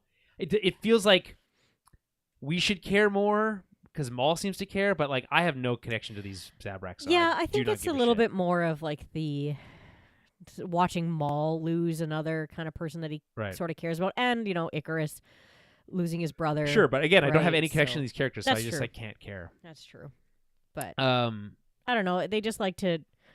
I think it just adds a little bit more. What's the word I'm looking for? Believability that someone died in this fight. So they kind of needed to make it be one of these other I guess they need some stakes, and it's like it's like you got to kill some people, and they killed a handful of Mandalorian commandos. By the way, there's a sequence later where they're like talking to the surviving commandos, and there's still 3 of them. We've only ever seen 3 at a time, and it's like so where'd they got 3 of them got blown up on the Mandalorian ship by the Lats. And then there's just 3 more. 3 more. And then like there was definitely not 6 before. I saw a bigger group of them at some point. I don't think so. I feel like it's just like wave the hand and like don't think about it very much. There was more, trust me. Is what it feels like. Anyway, so suddenly commandos abandon the rest of the fight and steal the Mandalorian ship. Ludi gets left behind. Wow. No, don't wait for me. Wait for me. Yeah, lucky him. Yeah. They literally get blown up like 2 seconds later. Yeah. I love the Farewell, Lady Cast. Yeah. She gets a name just in time in Lady time to Cast, die. Yeah. Right? Kebris, you slime. Yeah. And I love that the reading, by the way, by Vanessa Marshall. It's like It's good. it's just so like just really get to drip in it. And then unfortunately, 2 more Lats arrive using the rockets, destroying the ship immediately. So yeah. really That's what you cool. get for bailing on the fight. That's I what we don't call know. karma. Yeah. Or the Force, I guess. Which is just karma. I Maul, do like when they call the some of the female Mandalorians like lady. yes, Like lady, like right, it's whatever, like very lady. regal or yeah. Yeah. But doesn't Maul always call Ahsoka Lady Tano? Is that later Maul that on? says that? I feel like he does call her Lady Maybe. Tano. I mean, he's also very like prim and proper. So Yeah, but yeah, it's fun. I don't know. I like it. yeah, I mean it gives the Mandalorians a little bit more like culture. I Which is do fun. think that they I could be wrong, but I feel like they mostly use that for like certain families. So she must have like a family that's considered the like Tano higher family. up. Well, I mean, no. I'm talking about the Rook cast. yes, she has In I the think Mandalorian universe. I think the sense is that I don't know if mean, they call everyone like Lady something. well, not It's- everyone has family armor anymore. Yeah, Right. So it's yeah. like if you had family armor, it probably means that you come from a higher station Yes. originally, and then something like that. Yeah. They have like there's no hard and fast rules. They can know how to make up whatever they want. Mm-hmm. But also she has to have some sort of like people have to respect her for some reason. So Yeah. that's part of it course. probably too. Anyway, they really got their just desserts, Yeah. as it were. Just immediately exploded. Maul is weakened with a strike to the leg. They really target his leg here. And the 11th brother goes in for a killing blow, but Maul is rescued by Scorn. Mm-hmm. Sure. There's no way to know which There's one. no way to know which It's one. the Gatling gun one. Sure, yeah, but which could you have named that one before? That's true. No, probably not. Unfortunately, I actually knew that their name were Scorn and Icarus, but I Icarus. couldn't tell you which one was which. So. Gotcha. Yeah. Anyway, he's immediately killed by the same Inquisitor. So what happens is Yeah. he turns with his Gatling gun, and that's cut in half by the Marok. Mm-hmm. And then once he turns around again, actually he doesn't turn around again. He gets stabbed in the back by the guy he just pushed over. Yeah. So yeah, that's one fewer Zabrak. R.I.P. Yeah. I don't know. I don't know. I just like this feels so weightless to me. So I don't. It's like if you're I gonna think they kill a just- character, you need to do a little bit more work. A little bit more work to make us care. That's all I'm saying. That's fair. Like I said, I think they just needed to kill someone during Sure, this. fair enough. I would care more if Ludi died. To be honest, Ludi is more of a character than this guy. Yeah. Yeah, but Um, Ludi's too selfish to actually sacrifice himself. Yeah, for- that's true. And you would never. Yeah. And also he's not. He's like 1/8 the size, so it's like Yeah. good luck with that. What's he gonna do? Anyway, the rest of Maul's crew starts to retreat. Maul, because they're kind of being overpowered by the sheer scale of the Imperial forces here. Maul is again weakened after dropping down to a lower level. He's weakened like multiple times in a row. He's actually quite vulnerable here. This is maybe one of the most vulnerable times we've seen him. He pretends to surrender, but as Marok says, quote, "There is no surrender for you. The Emperor wants you dead." Yeah. And then great comeback, all-time comeback. Likewise, drops the ceiling on them with his signature crazy scream. Mm-hmm. Cut to credits. What do you think of this first episode? Yeah, the action I find is very, very good at the end of this. Like I said, I really like this interaction between obviously the Maul and the Inquisitors is so fun. It's very, very visually. It's interesting and like well rendered. It's cool. Right. It's just very cool. And this time Maul is learning that like he doesn't get to surrender because actually the last time he encountered Sidious did keep him alive. He didn't kill him. Oh, that's a good point. So because that in Clone Wars or whatever, he just gets thrown in prison. He zapped him, gets thrown in prison. So it's like okay, like he was kept for whatever reason. It is very unlike Emperor Palpatine to not kill somebody. True, but I guess maybe that at that point in time he didn't have Vader yet. Right. So he's like, maybe it's a reclamation project. Yeah, he like put him in a prison or whatever for whatever reason. But I think this is another point of Maul realizing like, Is oh, it the this same is... prison from that we see in Clone Wars, by the way, or is it a different prison? I don't know. It's yeah, I'm not too sure because he Okay. gets broken out. Like Rook Cast breaks him out of that prison Right. in one of those graphic novels. Yeah. But the son of Dathomir, yeah. I think. Mm-hmm. But yeah, no. And then yeah, I just said I think my favorite part is obviously the Inquisitors and the Maul fight. But yeah, that's good. Like I said, it's the most like but... I guess the most like character driven action. He's obviously like he has a plan. This is all very much in the way of it. But I mean, yeah, we get a lot more like characters talking to each other in this episode, which is nice. Yes, so, and the first half, I think I like the first half of this episode better. Yeah, the action's cool, but I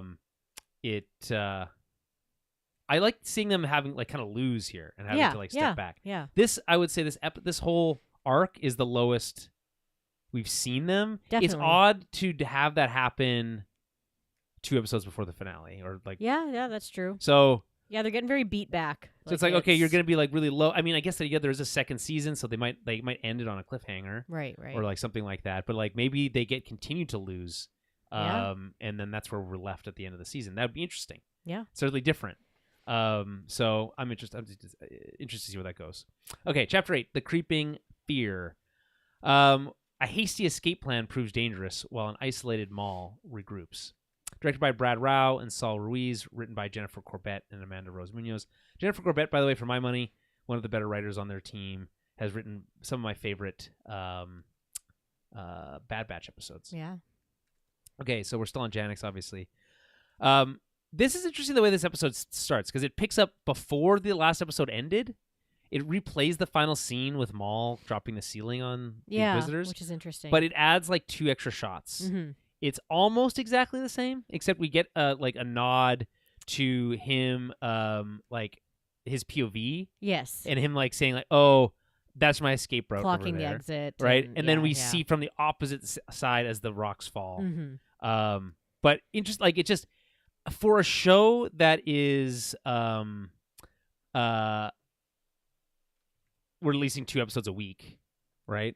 Right. And you have this one, and then the last episode, and this one right after, like same week. Mm-hmm. It's weird to retread ground you were just on. Yeah, fair enough. Just interesting choice. And I think if you're gonna do that, I would like to do something more interesting than this. Like, give us a little bit even more about like what else was going on that we weren't aware of at that exact moment. Right.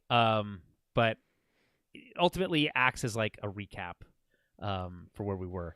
Anyway, so he drops the ceiling and then he does this like crazy spinning dive towards the bridge. Mm-hmm. And I don't know what to make of that, because like, are we supposed to be led to believe that he like cuts a hole in the bridge? Well, he does that like the Emperor Palpatine spin. Yeah, he does. So yeah, I think it's kind of like he's breaking his fall a little bit with the lightsaber, like kind of when Ahsoka's deflecting all the bullet or the blaster shots, and she like cuts a hole out above her in yeah. That is also things. silly. We all can agree. But I don't know. I didn't find that too silly. But so yeah, I don't know. I wasn't too sure what they were trying to get through, and maybe that's why they didn't show us what he actually. He's like, we're just gonna do this, and it's gonna drop a long way, and and we know that he can survive long drops because he did so with only half his body. Yeah. So. Yeah. Exactly. Okay. But yeah, I'm not too sure if he was breaking his fall or. This is just one of those hand waves, like, don't. Yeah. The impression I got is that he's like going to go through the bridge, yeah. and I'm like, how's that? There's no way that would work. I guess if you're just like cutting you're not spinning fast enough. There's no way you could be spinning fast enough to not immediately crunch his head right through the freaking thing. I don't know. And it's like bold move to go face first down as you fall. Yeah, go legs first. You can't feel them anyway. Yeah. But anyway, weird choice, but okay. It just make them look crazy and cool. Yeah. Cut to credits, or cut to title sequence, title card. Anyway, it does make you wonder like how well Jedi and Sith can survive long drops. It's like, generally speaking, they can jump really high and fall from really high distances. We definitely see them like jump off like crashing ships. Yeah, and like they can use the Force to like slow their descent and stuff. Yeah. Which always makes me wonder, why can't they fly? Why can't you fly? You can make everything else fly. Why can't you make yourself fly? You can make yourself run really fast. Throw we don't each talk other, about though. that either. Yeah. Anymore. No, we only saw that once. Yeah, that's a rare move. Yeah, I like how you put hint mace. Yeah, it's like, hey, he's dropped from a very high place. Maybe he survived. There's still. I would not be surprised if we get a Mace Windu comeback at some point. I know, right? Yeah, I don't know the answer to that, my friend. Okay. Anyway, it's probably one of those things that they try to not do a lot because they're like, we can't make this so that they can just fall from anything. They're like, what if we gave them spinning lightsabers and then they can just fly away? Yeah. And then so, as a hint for like what actually happens here, the subtitles say he crashes. The sound of crashing as he hits something. So, okay, sure. The Empire searches for him, but or his body, whichever first. Picking up the Inquisitors as Spybot watches, who also can't find Maul. Rook reports to her troops that there's no sign of Maul. She seems genuinely bummed by this, by the way. Do you think that there's like a romantic connection there? I feel like Maul is asexual. Yeah, I don't think he has like any. Like, I feel like it was like beaten out of him as a child. Like, you're just not. Yeah, I just don't think he's ever been motivated that way. But like, I mean, I don't know. Question of the day: does Maul fuck? Yeah, who knows? Gross. He Does could it have horns on. Maybe she's into him, but he's unaware. She seems to be like, she's like, I've been loyal to you since you took the throne. Yeah, and it's like, and she's like, why do you care about this other girl so much? Right. And it's like, and like, I get that. There's like this like caste system of like she's gonna be loyal to this guy because he was the king or whatever. But like, he was the king. There seems to be more to it than that. Like, she seems like she has a genuine connection. Ludi could care less though. He's like, he's probably dead. All right. Anyway, moving on. He's had some bangers, some jokes. He's funny. Yeah. Anyway, her remaining commandos, somehow 3 of them again still, suggest that they get away from the Imperials.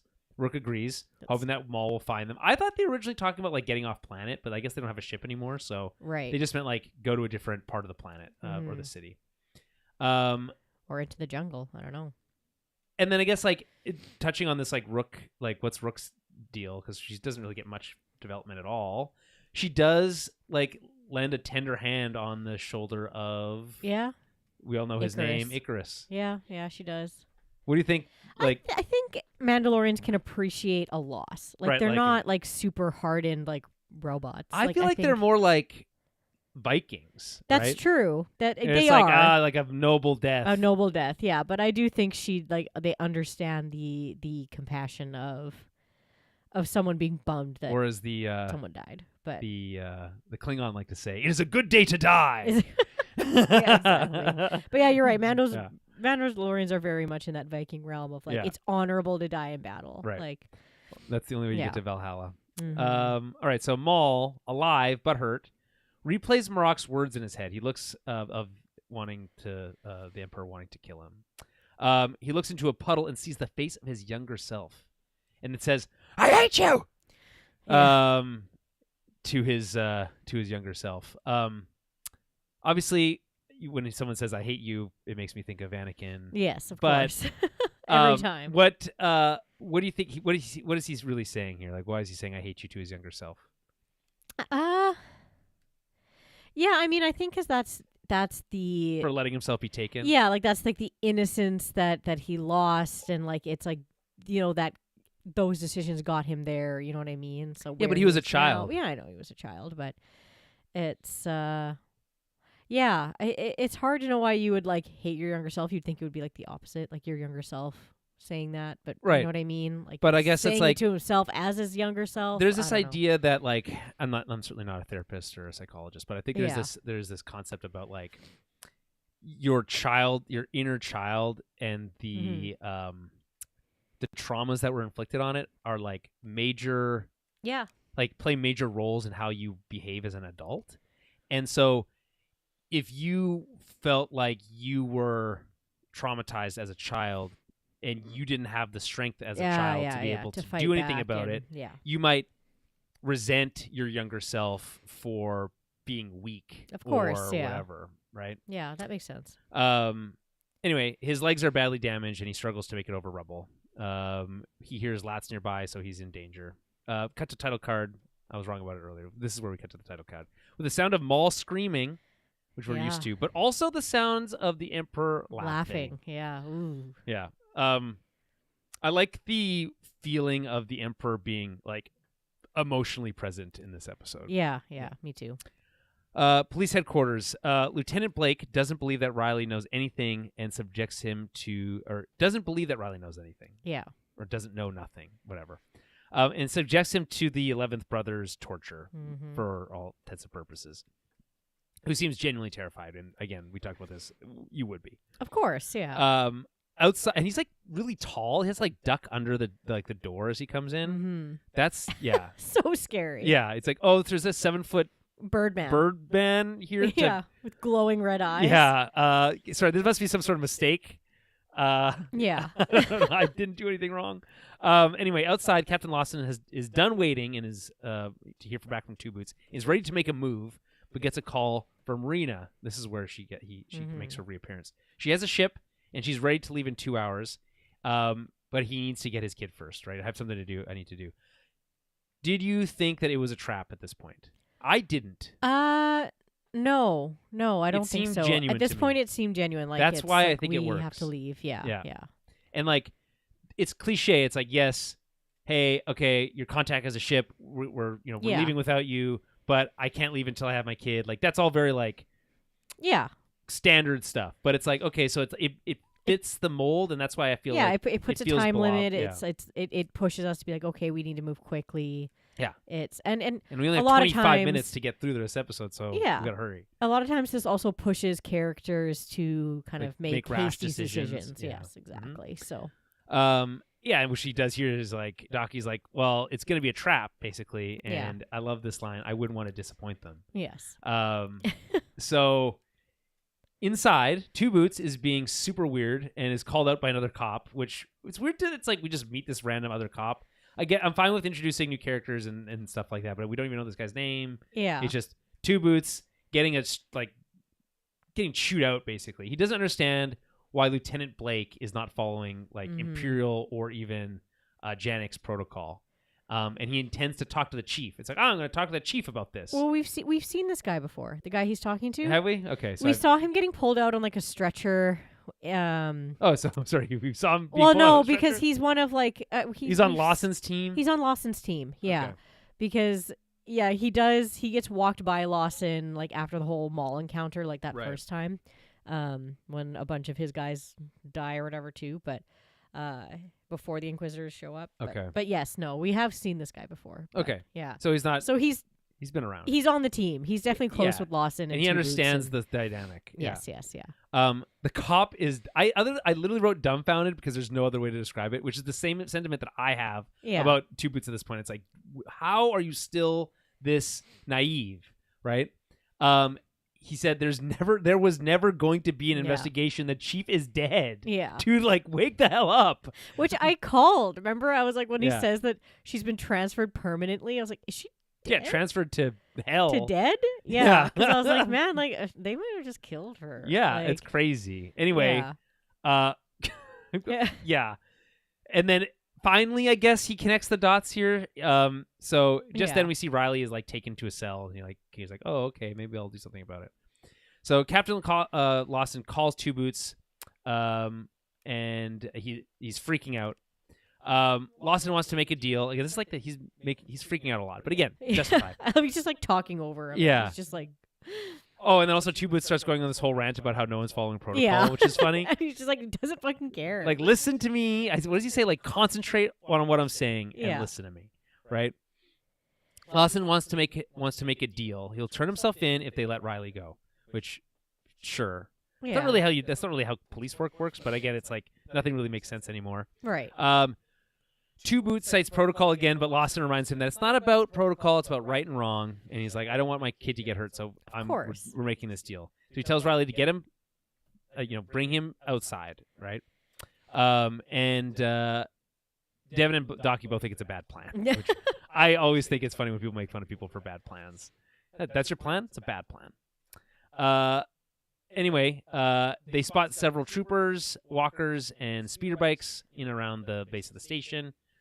Captain Lawson provides Docky with the ship's coordinates and makes him promise to get Riley on board.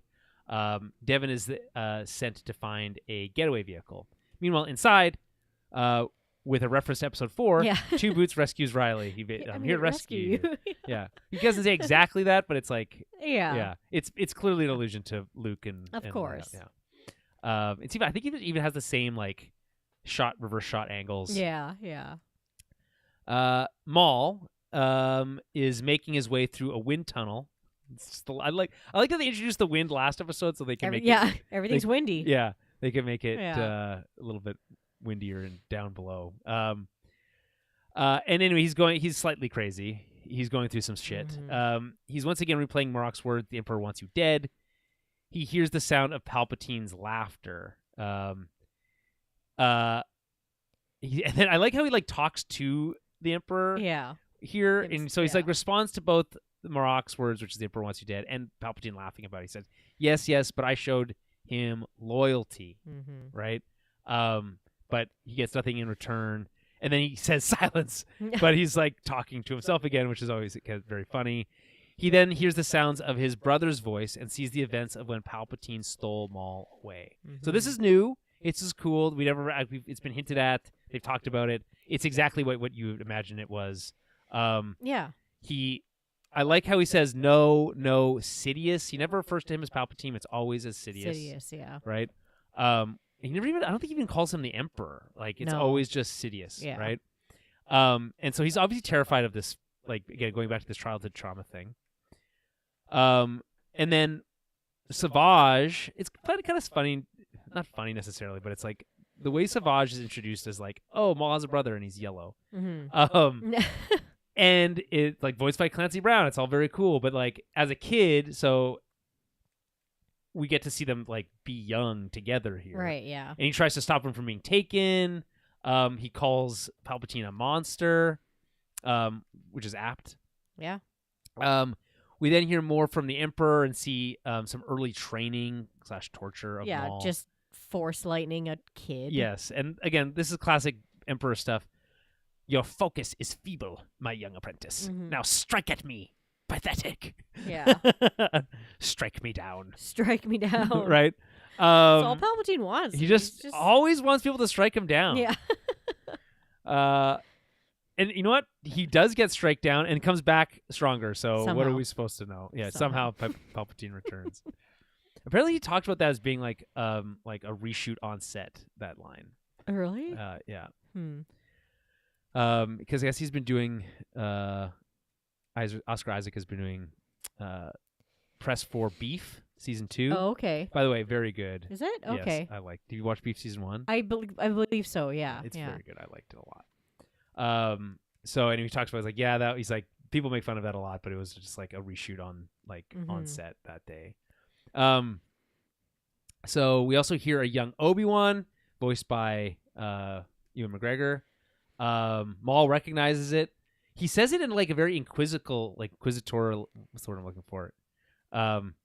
He's like questioning if he's hearing the voice of Obi-Wan. Right, yeah. Normally when he hears Obi-Wan, he gets very upset. Yeah. But in this case, it's almost like he's connecting the dots of like he was kind of sent to his death by Palpatine. Oh yeah. And yes, Obi-Wan was the like blade that cut him in half, but not necessarily it's not necessarily his fault, although he still does blame him.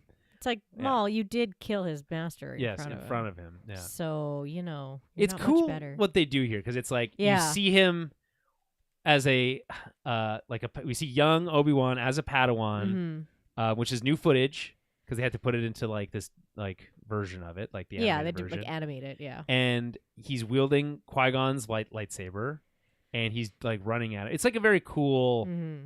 The whole thing is I like kind of seeing it from Maul's perspective. Yeah, it's like it's too. yeah, exactly. Because I'm like, is that how it played out? But I'm like, I guess it kind of is. Yeah, it's what Maul would have kind of seen of like the him flipping over him and then cutting him in half and whatever. Yeah. So yeah. It's cool that's Obi-Wan's voice though. I like that they use that. Maul screams. We see flashbacks to when he was a spider-legged insane person. As well always as creepy. Yeah, as well as Savage being killed by Palpatine. Obviously, like traumatizing moment for him.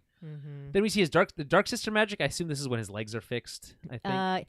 Yeah, because he gets he goes from creepy spider legs to regular legs to getting fixed. Yeah. Yeah. Yeah. Or like it's his second legs with like the 3 little prongs on it. Yeah. She kind of fixes him up a little bit. Yeah. And then Savage says, "You must have your revenge," which is fun. Mm-hmm. Revenge runs in the family. Yeah. And then he says this: "My home, my family, my brother, all taken from me. Sidious, you did this to me." And then he says, "You did this to me." He says it multiple times. But that's not the part that's redundant, which I wrote in my notes here. It's the my family, my brother. Mm-hmm. That's the same thing. I guess. But I think he means like his mom and his brother. Yeah, like his home world, all like his extended family. Yes. Yeah. I get it. I'm being a stickler. He's just, it specifically hurts more when it's his brother too. That's a nitpick. It literally doesn't matter. I'm like your family and your brother.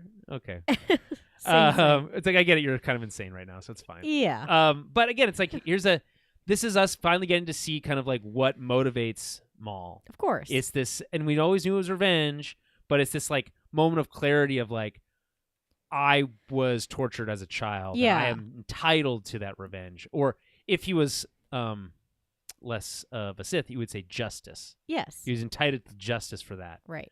But you know what they say when you pursue revenge, dig 2 graves.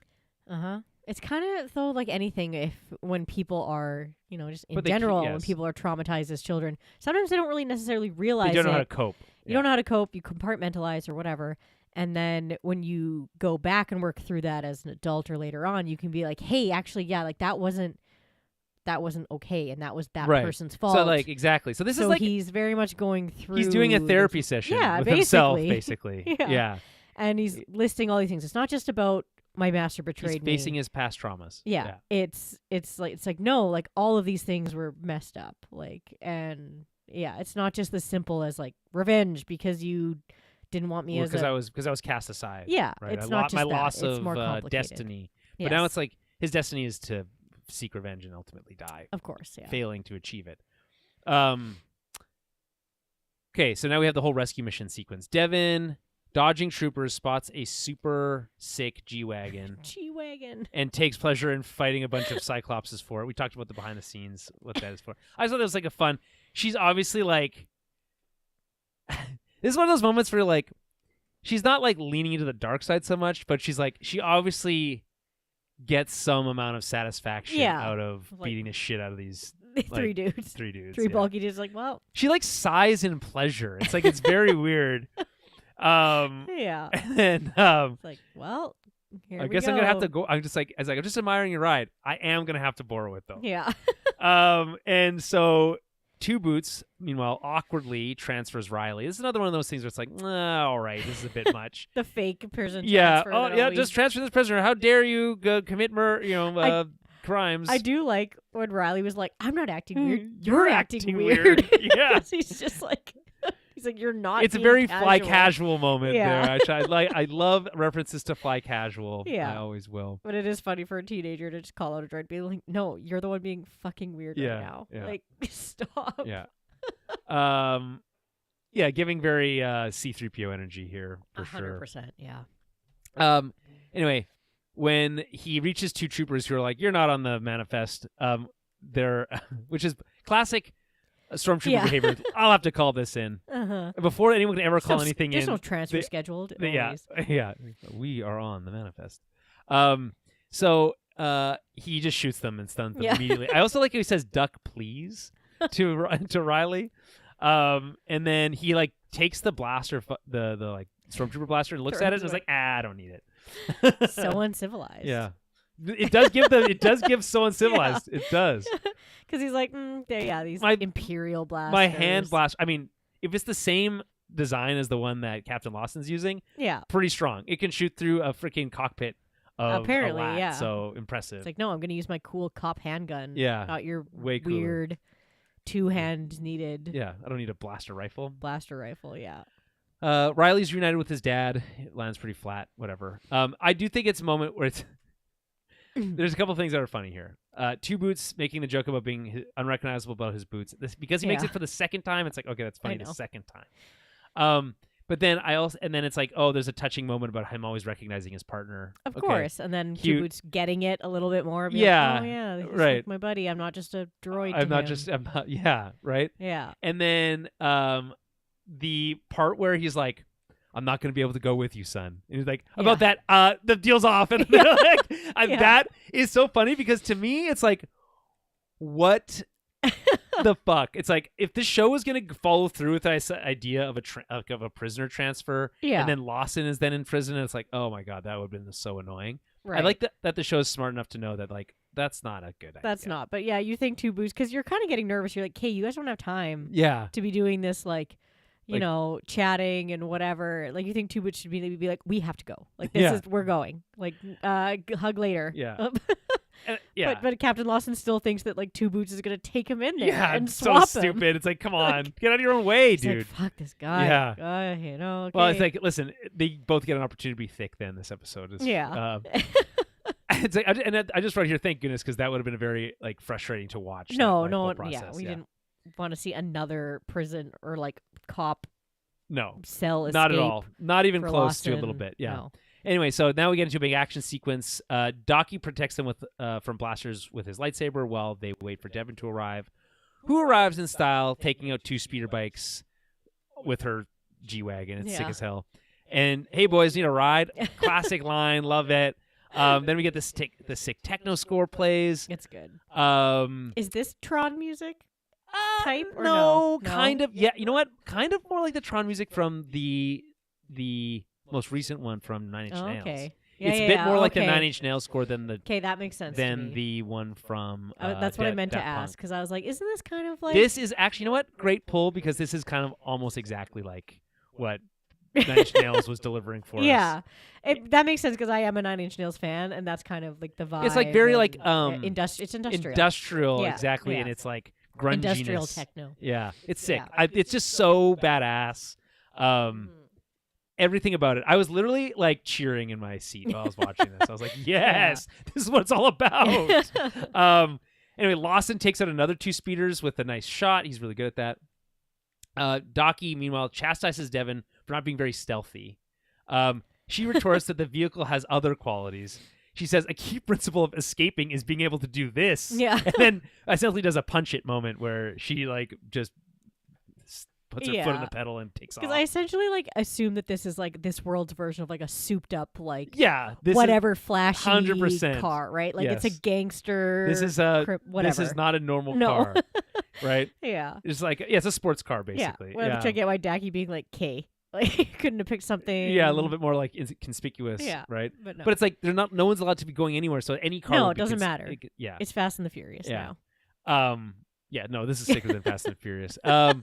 Anyway, they take a shot. I like how he's like, yeah, it might be fast, but he can't like outrun that, and it's a lat, obviously. Yeah. And then they take a shot from the lat, which is, I'm like, okay, that's like at least the ship is able to take a little bit of damage and keep on ticking. Mm-hmm. They end up jumping to another road platform, which is cool.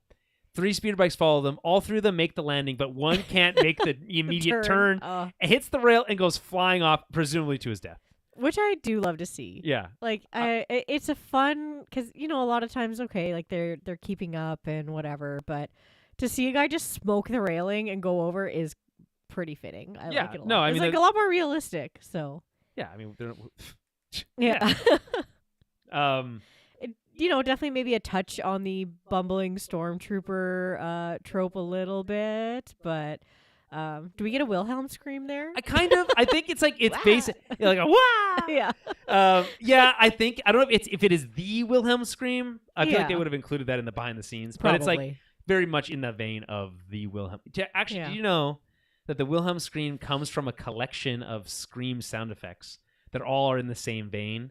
I think they're all technically considered Wilhelm screams, but like there's one specific one. Oh, I know that. Yeah, there is one that's specific, but I feel like I always just I call something a Wilhelm scream when someone is like falling off a building. Well, it's usually in reference to it. It's like the wah sound, and it's like that's funny because like we get that and the one that the troopers picked up and dropped last episode. Yeah. Anyway, the lat comes around. So good though. Docky makes a nod, and everyone knows what to do. I love when everyone knows what to do when someone gives a nod. Yeah. And then they do this. I love the way they like shoot it from like the side, so you can see exactly how he launches the thing like, over them. Over top. And then I was like, when that happened, I was just like, It's awesome. This is the coolest thing I've ever seen. Yeah. There's also a good shot of Lawson like leaning out the side door and just like shooting. Yeah, too. I love it. It's very like this is with techno music playing. And I'm like, this is cool, man. Cop chase, so like no notes, 5 out of 5, 10 out of 10, no notes for this whole sequence. They've been killing the chases. Yeah, they I know. really have been in this. I know, like series. maybe they're just like, we haven't done enough car chases. Like we need to do more of that. Yeah, and they've just built a whole show around that. I mean, back to Maul, who's still going crazy. He's hearing the yes, yes, yes from Sidious, which makes me think of there was the Megatron character from Beasties or Beast Wars, depending on which version you've seen. He had this very like cartoonishly evil voice. He'd be like, yes, yes, yes. And I feel like that's a pretty bang on impression, so people can write in towerbabblepodcast@gmail.com if they know what I'm talking about. I think he was just called Megatron, but like Optimus was called Optimus Primal, so can't remember if he had some sort of fun extra name, but anyway, that was a whole other thing. If anyone remembers Beasties, very cool series back in the day. Different. It's Transformers, but they transform into animals. Right. Yeah. Okay. Yes. Beast Wars. It's like I think decades or centuries in the future after the events of like the regular. Yeah, didn't one of them turn into like a panther, like a yellow there's cat? a Cheetor, I think is who you're thinking of. Excuse me. That's the one that I remember. Yeah, and there's also Rat Attack, who turns into a giant rat. I feel like we had these toys, like my brothers had them as a kid. As well. Yeah, they're cool as hell. Yeah, they had really cool names. There was like Tarantulan or something like that. Yeah, there's some very cool ones. And who was the raptor one? He had a cool name. Yeah, I was like, wasn't there a dinosaur? Yeah, there was a lot of dinosaurs. Yeah. Pterodactyl was one. Anyway, cool. it was very cool. But we don't have time for this right now. We don't have time for Beast Wars. I want to go back and rewatch it. The animation is horrid today. Like it's so bad. It's like very early CG animation. Is it 90s? It's in the vein of it looks slightly better than Reboot. Okay. But Reboot had like was going for Reboot. Super cool. Was going for more of like a stylistic look. Yeah. Whereas Beasties or Beast Wars cooler, but I think that was like the American name for it. Had like they were trying to be more cool. And like when I talk about, I will say this though, the sets or like the environments still looked better somehow than Mandalore did in Rebels. I don't know how that's possible, but there was like 4 polygons, but it was like it still looked better. That's funny. Man, I'm trying to remember the name of that frickin' because they had a Decepticon. It's not technically a Decepticon. Tyrannosaur, I think his name, something like that. Yeah. And he defects from them to the good guys, but he's the coolest one. They're like, okay, so we make the coolest one a good guy, but he's got like a spinning sword. His arm turns into a spinning sword. It's really badass. And obviously, the big bad is a T-Rex. Of course, obviously. Yeah. Anyway, so he refocuses his resolve. Where Maul's okay. Sorry, hold on. Let me back up here.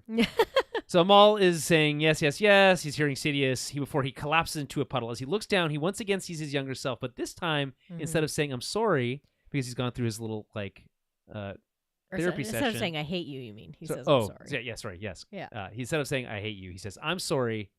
It's all right. It's all right, and cries. Yeah. Tears. Yeah. This, I think, is the most interesting thing that Maul has ever done.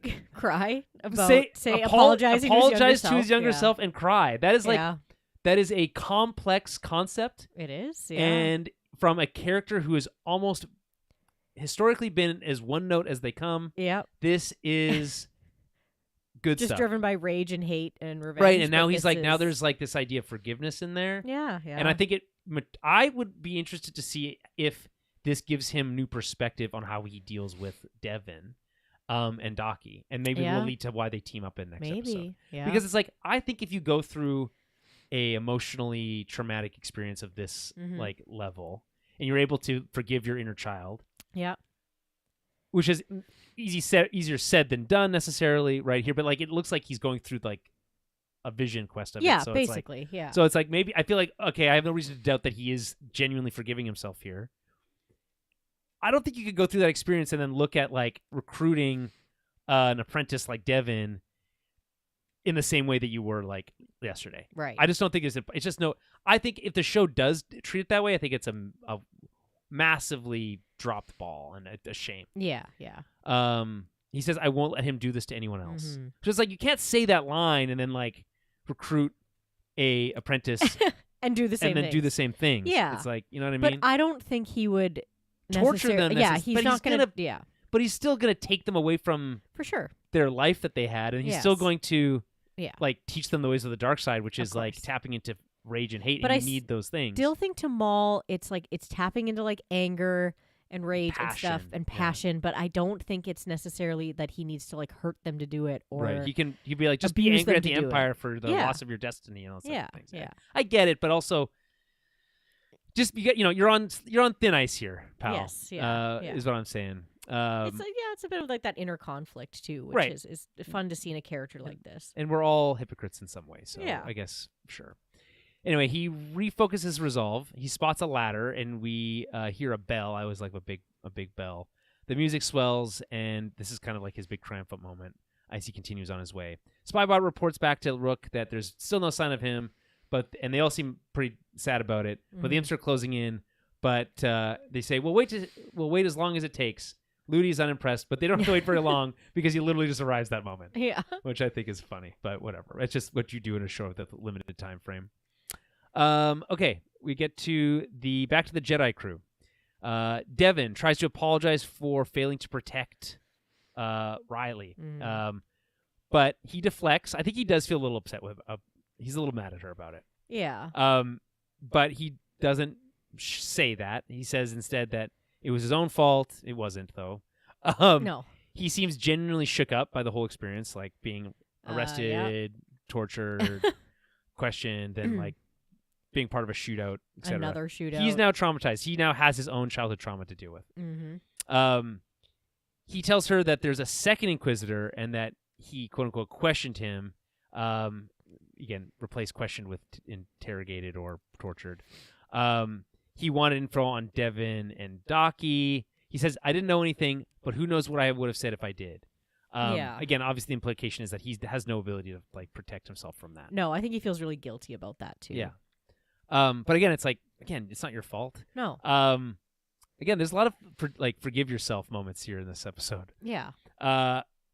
Except for Devin, who needs to feel guilty for leaving him behind. She can forgive herself later. She needs to feel the guilt for a little bit first. Yeah. Then we get another solid Jediism, but this time from a Padawan. Mm-hmm. Fear is natural. We just can't allow it to control us.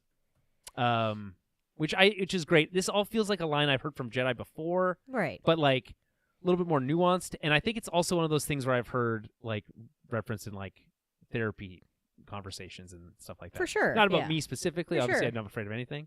Of course not. As I've never watched I don't watch horror movies, obviously, because I'm not afraid of anything. But like this idea of like you're allowed to feel your emotions or and like face them, but don't let them control you. Yeah. And you know what I'm thinking of? I'm thinking of Green Lantern, because their whole thing is that like overcoming fear with willpower. So there's a lot of connections between the Jedi and the Green Lantern Corps, to be honest.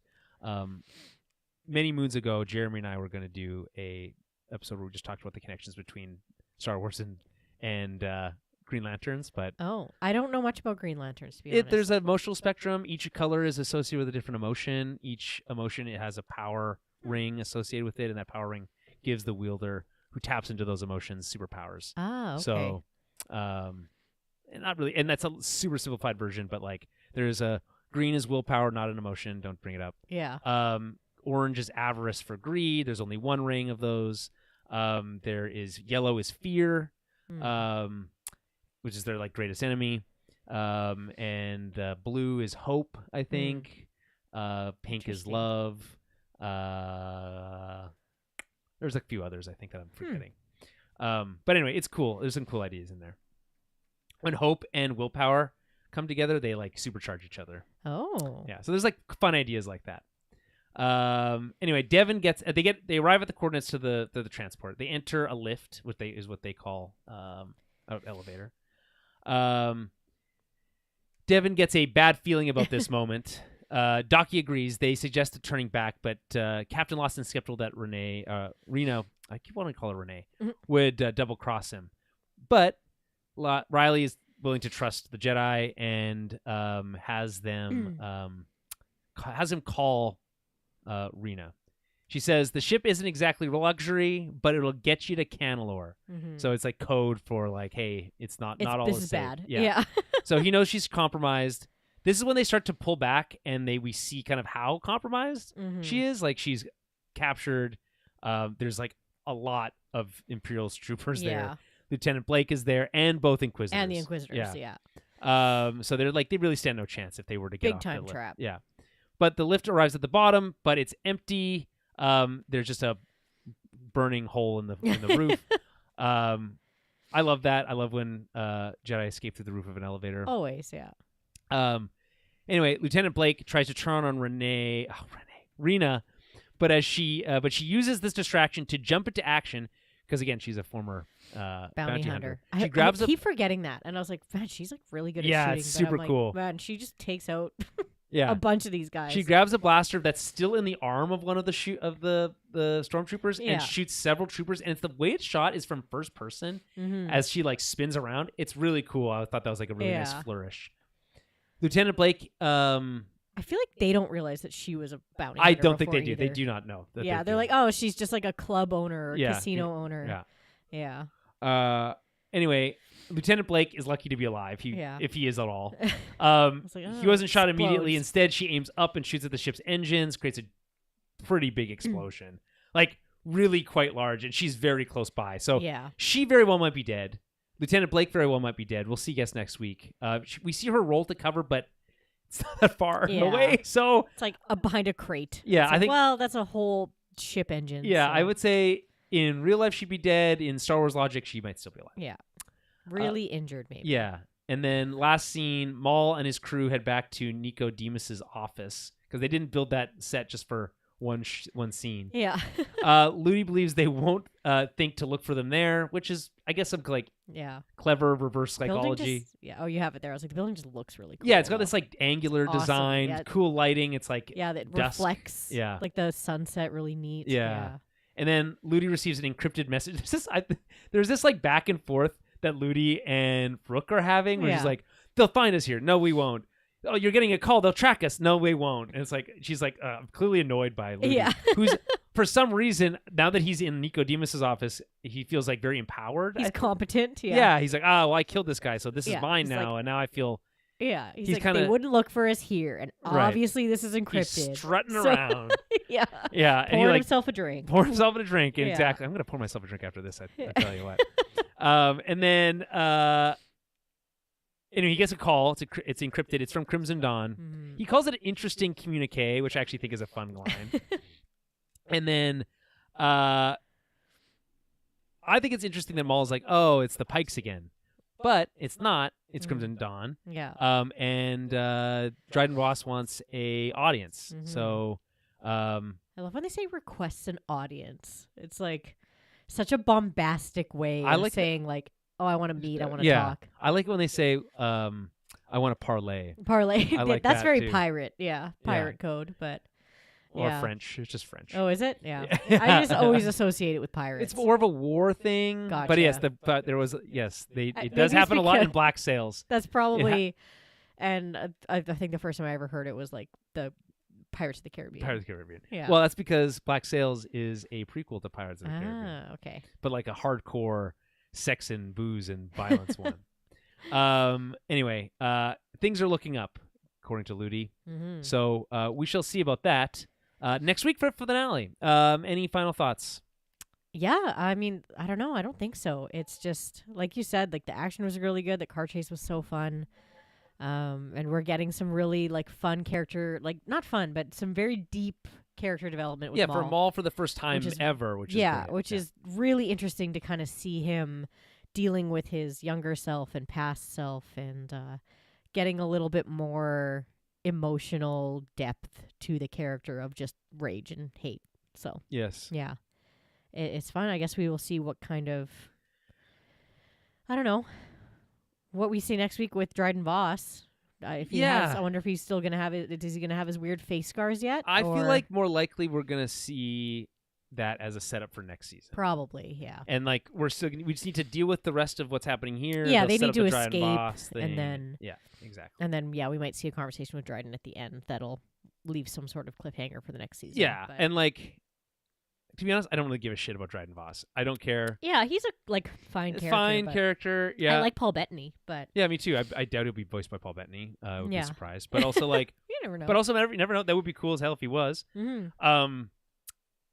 I don't know. The whole thing is like, I like Solo fine. Yeah.